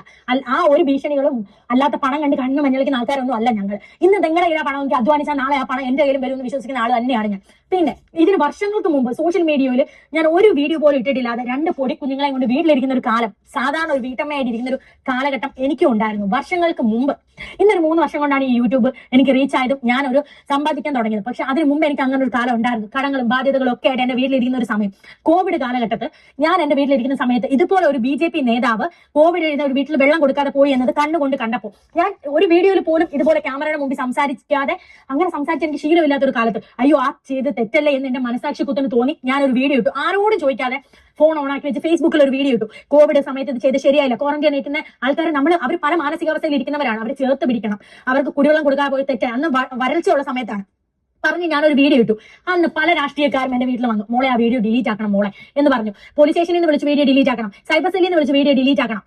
എന്റെ വീടിന്റെ ഫ്രണ്ടിൽ കൂടെ മാർച്ച് നടത്തി BJP-ക്കാര് പിന്നെ ഫേസ്ബുക്കിൽ നിന്ന് വീഡിയോ ഡിലീറ്റ് ആക്കണമെന്ന് ഞാൻ മാപ്പ് പറയണം. തലയെടുത്ത് താഴെ വെച്ചാലും മാപ്പ് എന്നുള്ള സംഭവം സാലി പറയത്തില്ലെന്ന് പറഞ്ഞു. ഇന്നും ആ വീഡിയോ എന്റെ ഫേസ്ബുക്കിൽ ഓടുന്നുണ്ട്. ഇന്നും വർഷങ്ങൾക്ക് ശേഷവും ഞാൻ സത്യം പറയാൻ നമ്മൾ ആരും ഭയക്കേണ്ട ആവശ്യമില്ല. പക്ഷെ ആ BJP നേതാവിനോട് എനിക്ക് ആ പുള്ളിക്കാരനോട് പേഴ്സണലി ഒരു ദേഷ്യമോ കാര്യങ്ങളോ ഒന്നുമില്ലായിരുന്നു. പല കല്യാണ വീടുകളിലും വെച്ച് വർഷങ്ങൾക്ക് ശേഷം ഞാൻ ആ പുള്ളിയെ കണ്ടിട്ടുണ്ട്, ഞാൻ ചിരിച്ചിട്ടുണ്ട്, പുള്ളി എന്നെ നോക്കി ചിരിച്ചിട്ടുണ്ട്. അത് റിയലൈസ് ചെയ്തു. കാരണം ഒരു തെറ്റ് കണ്ടപ്പോൾ ആ കുട്ടി പ്രതികരിച്ചതാവാമെന്ന് പുള്ളിക്ക് പിന്നീട് തോന്നിക്കാണും. പാർട്ടിക്കാരത് വലിയ ഇഷ്യൂ ആക്കിയെങ്കിലും പക്ഷേ ആ ഭീഷണിക്കൊന്നും ഞാൻ വഴങ്ങിയിട്ടില്ല. ഇന്ന് ഫേസ്ബുക്കിൽ വർഷങ്ങൾക്ക് ശേഷം ആ വീഡിയോ ഓടുന്നുണ്ട്. അതുകൊണ്ട് എന്തെങ്കിലും കാട്ടി പേടിപ്പിക്കാനോ അല്ലെങ്കിൽ ഞങ്ങളെ അങ്ങ് തട്ടിക്കളയാന്നുള്ള മനോഭാവമായിട്ട് ഇങ്ങോട്ട് വരണ്ട. രാഷ്ട്രീയം ഒക്കെ നടക്കുന്ന സമയത്ത് മതമാണല്ലോ ഏറ്റവും വലിയ പ്രശ്നം. മതമാണല്ലോ പ്രശ്നം. മതവും പ്രശ്നമാണ്. കാശ ഉള്ളവനാണല്ലോ എവിടെയും വലിയവനും. അവൻ എന്ത് നേടാമെന്നുള്ള വിചാരമാണ്. അപ്പൊ നാളെ ഞങ്ങളൊക്കെ കൊല്ലപ്പെട്ടെന്ന് വരാം. എങ്കിൽ പോലും സത്യം എന്ന നിലയിൽ ഈ വീഡിയോ ഈ ലോക അവസാനം വരെ ഓടണം. പിന്നെ പല പേരൻസും ഒരുപാട് കഷ്ടപ്പെട്ട് ആ സ്കൂളിൽ പഠിപ്പിക്കുന്ന പേരൻസ് ഉണ്ട്. നിങ്ങളുടെ മക്കൾ ഒരിക്കലും മേപ്പോട്ട് വരാൻ പോകുന്നില്ല. അവിടെ മേളിൽ നിൽക്കുന്ന അവർക്ക് തോന്നുന്ന കുട്ടികളെ മാത്രം അവര് വീഡിയോയിൽ കാണിക്കുകയും നിങ്ങൾ ചിന്തിച്ചാൽ മതി. എന്തെങ്കിലും ഒരിക്കൽ നിങ്ങളുടെ മക്കൾ ആ മാഗസിൻ അപ്പൊ ഇവരുടെ ഈ സംസാരം കേൾക്കുമ്പം എനിക്ക് തോന്നുന്നു അത്യാവശ്യം നല്ലൊരു ബോൾഡായിട്ടുള്ള ഒരു സ്ത്രീയാണ് ഇവര് എന്ന് പറയുന്നത്. അത് മാത്രമല്ല ഇവരെ വീഡിയോസ് കാണുമ്പോഴേ നമുക്കറിയാം, ആങ്കറിങ് കാണുമ്പോഴൊക്കെ അറിയാം ഇച്ചിരി ബോൾഡാണ്. അപ്പോൾ ആ ഒരു ബോൾഡ്നെസ് നല്ലതാണ് എന്നുള്ളതാണ്. എന്തിനേയും നേരിടാനുള്ള ആ ഒരു മനഃശക്തി ഉണ്ട് എന്നുള്ളത് തന്നെ പിന്നെ ഈ പറയുന്ന ഒരു നല്ല ഒരു പോസിറ്റീവ് വശമായിട്ട് നമ്മൾ കാണുന്നു. പിന്നെ ഈ പറയുന്നത് പോലെ നമുക്ക് ഈ പ്രശ്നം വരുന്നത് ഇതിനകത്തെല്ലാം ഈ ജാതിയും പിന്നെ മതവും പറഞ്ഞ് വരുമ്പോഴാണ് അതിലൊരു വിഷമം വരുന്നത്. അത് ഒരു പ്രശ്നം തന്നെയാണ്. പിന്നെ ഈ പോസ്റ്റ് ഡിലീറ്റ് ആക്കാത്തതുമായിട്ട് ബന്ധപ്പെട്ട് ഇപ്പോൾ ഇൻസ്റ്റാഗ്രാമിൽ നമ്മൾ ചില വീഡിയോസ് ഒക്കെ ഇടുമ്പോൾ ചില പാർട്ടിക്കാരൊക്കെ വിളിച്ച് നമ്മളോട് അല്ലെങ്കിൽ മെസ്സേജ് ആയിട്ട് അയക്കാറുണ്ട്, ചില വീഡിയോസൊക്കെ ഡിലീറ്റ് ചെയ്യണം, അതൊന്ന് ഡിലീറ്റ് ചെയ്യണം എന്നൊക്കെ പറയാറുണ്ട്. അപ്പോൾ നമ്മൾ അത് ഡിലീറ്റ് ചെയ്ത് കളയും. ചിലരാണെങ്കിൽ ഡിലീറ്റ് ചെയ്തില്ല. കാര്യം എന്ന് പറഞ്ഞു കഴിഞ്ഞാൽ അത് ഓരോരുത്തരുടെ കാഴ്ചപ്പാടാണ്. ചിലപ്പോൾ എനിക്ക് ഡിലീറ്റ് ചെയ്യാനുള്ള മനസ്സ് കാണും, അതുകൊണ്ട് ഞാൻ ചെയ്യും. അത് മനസ്സില്ലാത്തവർ അത് ചെയ്യത്തില്ല. അതൊക്കെ എന്ന് പറഞ്ഞാൽ ഓരോരുത്തരുടെ വ്യക്തിപരമായ താല്പര്യമാണ്. പിന്നെ ഈ പറയുന്നത് പോലെ ഏത് രാഷ്ട്രീയ പാർട്ടി ജീവിച്ചാലും എല്ലാവരും മനുഷ്യരല്ലേ. കോൺഗ്രസ് ആവാം, കമ്മ്യൂണിസ്റ്റ് ആകാം, BJP ആകാം. അപ്പം നമ്മൾ എല്ലാത്തിലും പ്രവർത്തിക്കുന്നത് മനുഷ്യരാണ്. അപ്പം നിങ്ങളെന്ന് പറഞ്ഞാൽ ഏത് രാഷ്ട്രീയത്തിലും പ്രവർത്തിച്ചോ, മനസ്സുകൊണ്ട് നന്നായിരിക്കുക എന്നുള്ളതാണ് എനിക്ക് പറയാനുള്ളത്. ബാക്കിയോടെ ഒന്ന് കേൾക്കാം നമുക്ക്. നിങ്ങളുടെ മക്കളെ അടുത്ത് വിളിച്ചിരുത്തി നിങ്ങൾ ഒരു ഇംഗ്ലീഷ് സെന്റൻസ് എഴുതിപ്പിച്ച് നോക്കുക. അപ്പൊ നിങ്ങൾക്ക് മനസ്സിലാവും അതേ ഇംഗ്ലീഷ് സെന്റൻസ് ആ കുട്ടി എങ്ങനെ പരീക്ഷയ്ക്ക് ആ മാർക്ക് മേടിക്കുന്നു എന്ന് നിങ്ങൾക്ക് മനസ്സിലാവും. ഈ ചെറിയൊരു വിഷയം വന്നതും എന്റെ കുഞ്ഞുങ്ങളുടെ ബർത്ത്ഡേക്ക് എല്ലാ 10 മണിയാകുമ്പോഴേ അവർ കുഞ്ഞുങ്ങളുടെ ഫോട്ടോ പിന്നെ ഇവിടെ സ്കൂൾ ഗ്രൂപ്പുകളിൽ ഹാപ്പി ബർത്ത്ഡേ എന്ന് പറഞ്ഞ മാനേജറിന്റെ കൂടെ നിങ്ങൾ ഫോട്ടോസ് ഇടും. പക്ഷെ 2-3 ദിവസമായിട്ടും എന്റെ മക്കളുടെ ഫോട്ടോ മാത്രം ആ സ്കൂൾ ഗ്രൂപ്പിൽ വന്നിട്ടില്ലായിരുന്നു. എന്തുകൊണ്ടാണ്? വേർകൃത്യം. ഞങ്ങള് തീവ്രവാദികളാണ്. പിന്നെ അതുപോലെ ഞങ്ങള് വീഡിയോയിൽ അവർ ഫ്രോക്ക് കൊള്ളത്തില്ല എന്ന് പറഞ്ഞ നിസാര ഒരു സംഭവത്തിന് വേണ്ടി എന്റെ മക്കളുടെ ഫോട്ടോ 3 ദിവസമായിട്ടും നമ്മളിവിടെ വലിയ ഫംഗ്ഷൻ നടത്തുന്നു, പിന്നെ സ്റ്റുഡിയോയിൽ നിന്ന് ആൾക്കാരെ വിളിച്ച് നമ്മുടെ മക്കളുടെ ഫോട്ടോ എടുക്കും. അതുകൊണ്ട് ആ ഗ്രൂപ്പിൽ വരുന്ന ഫോട്ടോ ആ സ്കൂളിലുള്ള അല്ലാതെ തന്നെ ആര് കാണുന്നു? പക്ഷെ നമ്മുടെ ഒരു ചാനൽ വീഡിയോ ഇട്ടാൽ എത്രയോ സ്നേഹിക്കുന്നവർ കാണും. അത് നോക്കിയാൽ മതി. ഞാൻ സത്യം പറഞ്ഞാൽ ശ്രദ്ധിച്ചില്ല. ഇതുപോലെ ഒരു പേരന്റിന്റെ അമ്മ എന്നോട് പറയാണ്, 3 ദിവസമായിട്ട് പൊന്നൂസിനെ മോനുകുട്ടനെ നമ്മുടെ വീഡിയോ കണ്ടതിന് ശേഷമാണ് ബർത്ത്ഡേ കഴിഞ്ഞ് 3 ദിവസമായിട്ടും പൊന്നൂന്റെ മോനുകുട്ടനെ ഫോട്ടോ മാത്രം ഗ്രൂപ്പിൽ ഇട്ടില്ലല്ലോ എന്ന്. അപ്പൊ ഞാൻ പോയി സെർച്ച് ചെയ്യാണ്. ശരിയാണ്, 3 ദിവസം കഴിഞ്ഞും അതിന്റെ തലേ ദിവസത്തെ ബർത്ത്ഡേ ഫോട്ടോകൾ വന്നു, എന്റെ കുഞ്ഞുങ്ങളുടെ ഫോട്ടോ മാത്രം വന്നില്ല. ഇത് കഴിഞ്ഞ വർഷം പൊന്നൂസും മോനുകുട്ടനും ബർത്ത്ഡേ കഴിഞ്ഞ് പിറ്റേ ദിവസം കളർ ഡ്രസ് കിട്ടി സ്കൂളിൽ പോയപ്പോൾ അവിടെ അന്നത്തെ ദിവസം ബർത്ത്ഡേ ഉള്ള കുട്ടികളെ എല്ലാം കൂടി വിളിച്ച് നിർത്തിയിട്ട് മാനേജറിന്റെ കൂടെ ഫോട്ടോ എടുത്ത് സ്കൂൾ ഗ്രൂപ്പിൽ വന്ന ഫോട്ടോയാണ്. മറ്റു കുഞ്ഞുങ്ങളുടെ മുഖമൊന്നും കാണിക്കുന്നില്ല. ഇനി അത് പറഞ്ഞ് ആ പാരന്റ്സിനെ വെച്ചിട്ട് നമുക്കെതിരെ നിൽക്കാൻ നോക്കട്ടോ. അതുകൊണ്ട് അവരുടെ ഫോട്ടോസും കാര്യങ്ങളൊന്നും കാണിക്കുന്നില്ല. അതിനുശേഷം ഈ ബാലൻസ് ഉള്ള കുഞ്ഞുങ്ങളെ എല്ലാം പറഞ്ഞു വിട്ടിട്ട് പൊന്നൂസിനെ മോനെ മാത്രം മാനേജറിന്റെ റൂമിൽ കൊണ്ടുപോയി മാനേജർ നടുക്ക് നിന്നിട്ട് കുഞ്ഞുങ്ങളെ അപ്പുറം നിർത്തിയിട്ട് ഫോട്ടോ എടുത്ത് പേഴ്സണൽ ആയിട്ട് എന്റെ ഫോൺ നമ്പറിൽ മാനേജറിന്റെ നമ്പറിൽ വാട്സ്ആപ്പിൽ നിന്ന് ഇട്ട് തന്നു. എന്നിട്ട് പൊന്നൂസിനോട് മോട്ടനോട് പറഞ്ഞു നിങ്ങളുടെ അച്ഛനും അമ്മയ്ക്ക് ഫോട്ടോ ഇട്ട് കൊടുത്തിട്ടുണ്ട്, പക്ഷെ അവരുടെ റിപ്ലൈ ഒന്നും തന്നില്ലെന്ന്. അപ്പൊ ഞാൻ റിപ്ലൈ ഒന്നും കൊടുത്തില്ലായിരുന്നു. അങ്ങനെ പേഴ്സണലി അങ്ങനെ ആർക്ക് ഫോട്ടോ അയച്ചു കൊടുക്കാറില്ലല്ലോ. അപ്പൊ ഇതുപോലെയാണ് ഫോട്ടോ ആക്കി എനിക്ക് അയച്ചു തന്നിട്ടുള്ളത്. അപ്പൊ എനിക്ക് അയച്ചു തന്ന വാട്സ്ആപ്പിൽ നിങ്ങൾക്ക് നോക്കിയാൽ മനസ്സിലാവും ഏത് വർഷം. ഈ വർഷമാണ് നമ്മൾ ആദ്യം മാറ്റണമെന്ന് വിചാരിച്ചതും. പിന്നെ ഓരോരോ പ്രശ്നങ്ങളായി തുടങ്ങിയപ്പോൾ ഞാൻ ടീച്ചറിനോട് ഓരോ കാര്യങ്ങൾ ചോദിക്കാൻ തുടങ്ങി. ടീച്ചർ ഞാൻ ഓഫീസിൽ പറഞ്ഞിട്ട് പറയാം മേഡം എന്ന് പറയും. പക്ഷേ ടീച്ചർ പിന്നെ റിപ്ലൈ തരത്തില്ല നമ്മൾ ചോദിക്കുന്ന കാര്യങ്ങൾക്ക്. അങ്ങനെ ഓരോ കാര്യങ്ങൾ നമ്മൾ ചൂണ്ടിക്കാണിക്കാൻ തുടങ്ങിയപ്പോൾ നമ്മൾ ശത്രുക്കളായി, പിന്നെ കുഞ്ഞുങ്ങളെ പരിഗണിക്കാതായി. അപ്പൊ ആ സമയത്ത് നമ്മൾ എങ്ങനെയെങ്കിലും സ്കൂളിൽ നിന്ന് പോയി കഴിഞ്ഞാൽ അവരുടെ കാര്യങ്ങളൊന്നും നമ്മൾ പറയില്ല എന്നൊരു മൈൻഡ് വെച്ചിട്ട് നമ്മളെ അവഗണിക്കാൻ തുടങ്ങി. ഈ വർഷം എന്റെ കുഞ്ഞുങ്ങളുടെ ഫോട്ടോ പോലും ഇട്ടില്ല. അതുപോലെ തന്നെ നമ്മൾ കഴിഞ്ഞ വർഷം പുറത്തുനിന്ന് വന്ന സാർമാരാണ് യൂത്ത് ഫെസ്റ്റിൽ മാർക്ക് ഇടാനിരുന്നത്. അതുകൊണ്ട് തന്നെ English recitation, Hindi recitation, Malayalam song, അതുപോലെ ഫോക്ക് ഡാൻസിനും പൊന്നൂസിന് സമ്മാനം ഉണ്ടായിരുന്നു. അങ്ങനെ നമ്മൾ MGM സ്കൂളിൽ കലോത്സവത്തിന് പങ്കെടുക്കാൻ പോയി. പിന്നെ ഈ വർഷം സ്റ്റാർട്ടിങ്ങിൽ തൊട്ട് പ്രശ്നങ്ങൾ ഓരോന്ന് ചോദിക്കാൻ തുടങ്ങിയപ്പോൾ തൊട്ട് ഇങ്ങനെ വിദ്വേഷങ്ങളായി. അപ്പോൾ ഈ സ്കൂളിലെ സാർമാർ തന്നെയാണ് ഈ വട്ടം ഇരുന്നത്. പൊന്നൂസിന് മോനുകുട്ടനും എത്ര പരിപാടിക്ക് ചേർന്നു അതിനൊന്നും കിട്ടിയതുമില്ല. ഫോക്ക് ഡാൻസിനാണെങ്കിൽ സ്റ്റേജിൽ കയറി പകച്ചു നിന്ന് പകുതി കൊണ്ട് നിർത്തി പേരന്റ് കൈയെടുത്ത് കാണിച്ചു കൊടുക്കുന്ന കുഞ്ഞിനാണ് ഈ വട്ടം സമ്മാനം കൊടുത്തത്. സത്യം പറഞ്ഞാൽ സമ്മാനം മറ്റു കുഞ്ഞുങ്ങൾക്ക് കിട്ടുന്നത് കൊണ്ടല്ല, നമുക്ക് കിട്ടാത്തത് കൊണ്ടും അല്ല നമ്മൾ പറയുന്നത്. അത് അർഹതപ്പെട്ട ആൾക്കാർക്ക് കൊടുത്തിരുന്നെങ്കിൽ നമുക്ക് അതിലൊരു പരാതിയില്ല. അപ്പോൾ ഇതേ കവിതയൊക്കെ പഠിച്ച കുഞ്ഞുങ്ങളുണ്ടായിരുന്നു. അവരെ ഒന്നും സ്റ്റേജിൽ പോലും കേട്ടാതെ റിജക്ട് ചെയ്തിട്ട് അങ്ങുവാന കോണിലൊക്കെയാണ് സമ്മാനം കൊടുത്തത്. അതും ടീച്ചേഴ്സിന്റെ മക്കളോ അല്ലെങ്കിൽ ടീച്ചേഴ്സിന്റെ കൊച്ചുമക്കളോ ആയിട്ടുള്ള സിമ്പിളായിട്ട് ചിന്തിക്കാവുന്നേ ഉള്ളൂ. അപ്പൊ ഇനി ആ സ്കൂളിൽ പഠിപ്പിച്ച ഇപ്പം ഇച്ചിരിയെങ്കിലും എന്റെ കുഞ്ഞുങ്ങൾക്ക് ഇച്ചിരി ടാലന്റ് കാര്യങ്ങളുണ്ട്. അവർ ഇനിയും അടിച്ചമർത്തി താഴോട്ട് പോകും. കുഞ്ഞിന്റെ മുടി ചീപ്പിക്കൊണ്ടോ പെട്ടെന്ന് എന്റെ പൊടി കുഞ്ഞിന്റെ മുടി ക്യാൻസർ രോഗികൾക്ക് പൊഴിയുന്ന പോലെ ചീപ്പിനകത്ത് പിഴുത് വന്നു. തറ മൊത്തം മുടി. ഞാൻ അല്ലറി വിളിച്ച് കരഞ്ഞു. ഞാൻ കരഞ്ഞു. എന്റെ അത്തായെ ഗൾഫിൽ വിളിച്ച് പറഞ്ഞു, അത്ത എന്ത് കുഞ്ഞിന്റെ മുടി. ഞങ്ങൾ ഓടി ഹോസ്പിറ്റലിൽ കുഞ്ഞിനെയും കൊണ്ട് ഓടി. അപ്പൊ ഡോക്ടർ പറയാണ് ഇത് എന്തിന്റെയോ ഇൻഫെക്ഷൻ ആയിട്ട് വന്നതാണ്, അല്ലെങ്കിൽ എന്തോ പ്രശ്നമാണ്, നമ്മളത് കണ്ടുപിടിക്കണം. അപ്പൊ പൊന്നൂസിന്റെ മുടി ഇന്നാൾക്ക് നമ്മൾ വെട്ടിയെന്ന് പറഞ്ഞാൽ എന്തിനാ വളർന്നില്ലേ മുടിയൊക്കെ വെട്ടുന്നതിനൊക്കെ കുറെ കമന്റ് കണ്ടു. നമ്മുടെ പൊന്നൂസിന്റെ മുടി നമ്മൾ വെട്ടിയെന്ന് പറഞ്ഞാൽ പൊന്നൂസിന് കാൽസ്യത്തിന്റെ ഒക്കെ കുറവാണെന്ന് തോന്നുന്നു. മുടി ഇങ്ങനെ പൊഴിയുന്നുണ്ടായിരുന്നു. അപ്പൊ അവളുടെ തലയിൽ പുരട്ടാനുള്ള ഓയിൽമെന്റിനും മരുന്നിനും കൂടി 5000 രൂപയാണ് ഞങ്ങൾ മുടക്കിക്കൊണ്ടിരുന്നത്. 5000 രൂപ. എന്റെ കുഞ്ഞിന് പെട്ടെന്ന് മുടിയുള്ള ഒരു കുഞ്ഞ് മൊട്ടച്ചിയായി. എനിക്ക് എന്തോ ഒരു വിഷമമായിരുന്നെന്ന് അറിയാവോ. ആ സമയത്ത് എന്റെ കുഞ്ഞിന്റെ ഫോട്ടോ നോക്കുമ്പോഴും കുഞ്ഞിന്റെ മുടി തലയോട്ടി കാണാം. ടീച്ചർ വരെ വിളിച്ചു ചോദിച്ചു എന്താ പറ്റി. ഞങ്ങൾക്കും അറിയത്തില്ല കാരണം. പിന്നെ മാസങ്ങൾക്ക് ശേഷം നമ്മൾ വീഡിയോ എടുക്കുന്നതായതുകൊണ്ട് ഒരാൾ വന്ന് എന്നോട് ചോദിക്കുകയാണ്, ഒരു കടയിൽ നിന്നപ്പോൾ സാലിയ ഷാജാൻ അല്ലേ അതെ, നമ്മൾ ഇതുപോലെ ട്രിവാൻഡ്രം കൊല്ലം ബേസ് ചെയ്തിട്ട് സ്വിമ്മിംഗ് പൂൾ പണിയുന്ന ആൾക്കാരാണ്, അപ്പൊ ഞങ്ങൾക്കൊരു വീഡിയോ എടുക്കണം, ഞങ്ങളൊരു വലിയൊരു സ്റ്റാർ ഹോട്ടൽ വലിയൊരു സ്വിമ്മിംഗ് പൂൾ പണിയെന്ന് പറഞ്ഞ് കുറെ ഫോട്ടോസ് കാണിക്കുകയാണ്. പടച്ചവന്റെ കളി, പടച്ചോണെന്ന് പറഞ്ഞ ഒരാൾ ഉണ്ടെന്നുള്ളൊരു വലിയ സത്യം കണ്ടോണേ, പടച്ചോന്റെ കളിയാണ്. അപ്പോൾ ഫോട്ടോസ് കാണിച്ചാൽ നിങ്ങൾക്ക് ഒരു വീഡിയോ എടുക്കാം, നമുക്ക് ചെയ്യാം. മക്കൾ എവിടെ പഠിക്കുന്നത്? അപ്പൊ ഞാൻ പറയാണ് സെന്റ് തോമസിലാണ് പഠിക്കുന്നത്. അയ്യോ അവിടുത്തെ സ്വിമ്മിംഗ് പൂൾ നമ്മളാണ് ഇപ്പൊ റിപ്പയർ ചെയ്തുകൊണ്ടിരിക്കുന്നത്, ഇവര് കറക്റ്റ് സമയത്ത് അത് ഫിൽട്ടർ ചെയ്യാത്ത പ്രശ്നങ്ങൾ ഉണ്ടായിരുന്നു, അവരുടെ എത്ര പറഞ്ഞാലും കാശ് ചെലവായിട്ട് ചെയ്യത്തില്ല. ഇപ്പൊ ഞങ്ങളൊക്കെ ആയിരുന്നു ചെയ്യാൻ പോയത്, ഇത് കറക്റ്റ് സമയം ഫിൽട്ടർ ചെയ്യാത്തതുകൊണ്ട് കുഞ്ഞുങ്ങൾക്ക് ത്വക്ക് രോഗം വരും, കുഞ്ഞുങ്ങൾക്ക് തൊലി പ്രശ്നം വരും, കുഞ്ഞുങ്ങളുടെ മുടി പെട്ടെന്ന് തന്നെ പിഴുതു പോകുന്ന പോലെ വരുന്നു. എന്റെ നെഞ്ചിന്റെ തീ ഓരിയിട്ട പോലെയാണ്. 7000 രൂപ കൊടുത്ത് കുഞ്ഞിന്റെ ആഗ്രഹപ്രകാരം സ്വിമ്മിംഗ് പഠിക്കാൻ പറ്റാണ്. കുഞ്ഞിന് രോഗമാണ് വന്നത്. ആ ഒരൊറ്റ കാരണം മതിയായിരുന്നു ഈ സ്കൂൾ പൂട്ടിക്കെട്ടാൻ എനിക്ക് കേസ് കൊടുക്കാൻ വേണ്ടിയിട്ട്. ഞങ്ങൾക്ക് കൊടുത്ത മുഖ്യമന്ത്രിക്ക് കേസ്, എന്റെ കുഞ്ഞിന്റെ ജീവൻ വെച്ചാൽ കളിച്ചത്. അന്ന് ഞാൻ നിർത്തിയതാണ് സ്വിമ്മിങ്. 7000 രൂപയും പോയാ പോട്ട് പടച്ചവനെ, ആ ഒരു വർഷത്തേക്ക് പൈസ അടച്ചാണ് കഴിഞ്ഞ. പിന്നെ ഞാൻ വിട്ടിട്ടില്ല, 7000 രൂപ പോയത് പോയി. ഈ പറയുന്ന ആരോപണങ്ങൾ എന്ന് പറഞ്ഞു കഴിഞ്ഞാൽ ഒരു ചെറിയ ആരോപണങ്ങളല്ല, അത് വലിയ സ്കൂള് മാനേജ്മെന്റ് എല്ലാവരും ഇങ്ങനെ ആണോ എന്നുള്ളത് ചോദിച്ചാൽ നമുക്കതിന് ഉത്തരവില്ല. എല്ലാവരും ഇങ്ങനെ ആണെന്ന് നമ്മൾ പറയുന്നതുമില്ല. എന്നാൽ ഇങ്ങനെയും ഉള്ള സ്കൂളുകളുണ്ട് എന്നുള്ളത് സർക്കാർ ശ്രദ്ധയിൽപ്പെടണം എന്നുള്ളതാണ് എനിക്ക് പറയാനുള്ളത്. അപ്പം ഈ ഒരു ഫാമിലിക്ക് അല്ലെങ്കിൽ ഇതുപോലുള്ള പറയാൻ പറ്റാത്ത ഒരുപാട് ഫാമിലികൾ ഇങ്ങനെ അനുഭവിക്കുന്നുണ്ടെങ്കിൽ അവർക്ക് എല്ലാവർക്കും വേണ്ടി എന്താണ് നീതി കിട്ടുന്ന തരത്തിലുള്ള ഒരു ഇടപെടൽ സർക്കാർ നടത്തണം എന്നുള്ളതാണ് ഓരോരുത്തരോടും പറയാനുള്ളത്. നമ്മുടെ കുട്ടികളെ പഠിപ്പിക്കാൻ വിടുമ്പോൾ നമ്മൾ ആ സ്കൂളിനെയും അവിടുത്തെ ടീച്ചർമാരെയും അറിഞ്ഞിരിക്കണം, ആ സ്കൂളിൻ്റെ ക്വാളിഫിക്കേഷനും അറിഞ്ഞിരിക്കണം, പിന്നെ നമ്മുടെ കുട്ടികളെ എങ്ങനെ കെയർ ചെയ്യുന്നു എന്നുള്ളത് നമ്മൾ അറിഞ്ഞിരിക്കണം. അല്ലാത്ത പക്ഷം കുട്ടികളെ വെറുതെ കൊണ്ടുപോയി കുറച്ച് കാശും കൊടുത്ത് അവർ പറയുന്ന പൈസയും അടച്ച് സഹിച്ചും എടുത്തും ഒക്കെ കൊണ്ടുപോയി പഠിപ്പിക്കേണ്ട കാര്യമില്ല. കാര്യം എന്ന് പറഞ്ഞാൽ നമ്മൾ എന്തായാലും ഫീസ് കൊടുത്താണ് പഠിപ്പിക്കുന്നത്. അപ്പോൾ എല്ലാ ഫെസിലിറ്റിയും ഉള്ളിടത്ത് പഠിപ്പിക്കുകയാണെങ്കിൽ എന്തായാലും കാശ് കൊടുക്കണം. അപ്പോൾ ആ കാശ് കൊടുത്ത് നമ്മുടെ കുട്ടികളെ നന്നായി കെയർ ചെയ്യുന്ന എവിടെയാണോ അവിടെ പഠിപ്പിക്കുക, അതാണ് ഏറ്റവും നല്ലത്. അപ്പം ഇങ്ങനെയൊക്കെയുള്ള രീതി വർഗീയപരമായിട്ടും അതല്ലെങ്കിൽ കുട്ടികളുടെ ആരോഗ്യ പ്രശ്നങ്ങൾ പോലും പരിഗണനയിൽ എടുക്കാത്ത ഇതുപോലുള്ള സ്കൂളുകളുണ്ടെങ്കിൽ കർശനമായ നിയമ നടപടി എന്തായാലും എടുക്കണം എന്നുള്ളതാണ് എനിക്ക് പറയാനുള്ളത്. അപ്പം ഇത് വലിയൊരു വീഡിയോ ആണ്. അപ്പം അവരുടെ അഭിപ്രായങ്ങൾ പറഞ്ഞ ഒരു വീഡിയോ ആണ്. അത്യാവശ്യം ഇപ്പം വൈറലായിക്കൊണ്ടിരിക്കുന്ന വീഡിയോ, ഒരുപാട് റിയാക്ഷനുകൾ വന്നുകൊണ്ടിരിക്കുന്നത്. അതുകൊണ്ടാണ് ഈ വീഡിയോ ആയിട്ട് നിങ്ങളുടെ മുമ്പിലേക്ക് വന്നത്. അപ്പോൾ അവസാനം വരെ കണ്ട ആരെങ്കിലും ഉണ്ടെങ്കിൽ എല്ലാവർക്കും നന്ദി അറിയിക്കുന്നു. അതിനോടൊപ്പം തന്നെ നമ്മുടെ ചാനൽ സബ്സ്ക്രൈബ് ചെയ്യുന്ന കാര്യവും നമ്മളൊന്ന് സപ്പോർട്ട് ചെയ്യുന്ന കാര്യവും എല്ലാവരും പരിഗണിക്കുക. വേറൊരു വീഡിയോ വിശേഷമായി നമുക്ക് വീണ്ടും കാണാം. അതുവരെയും എല്ലാവർക്കും ബൈ. താങ്ക്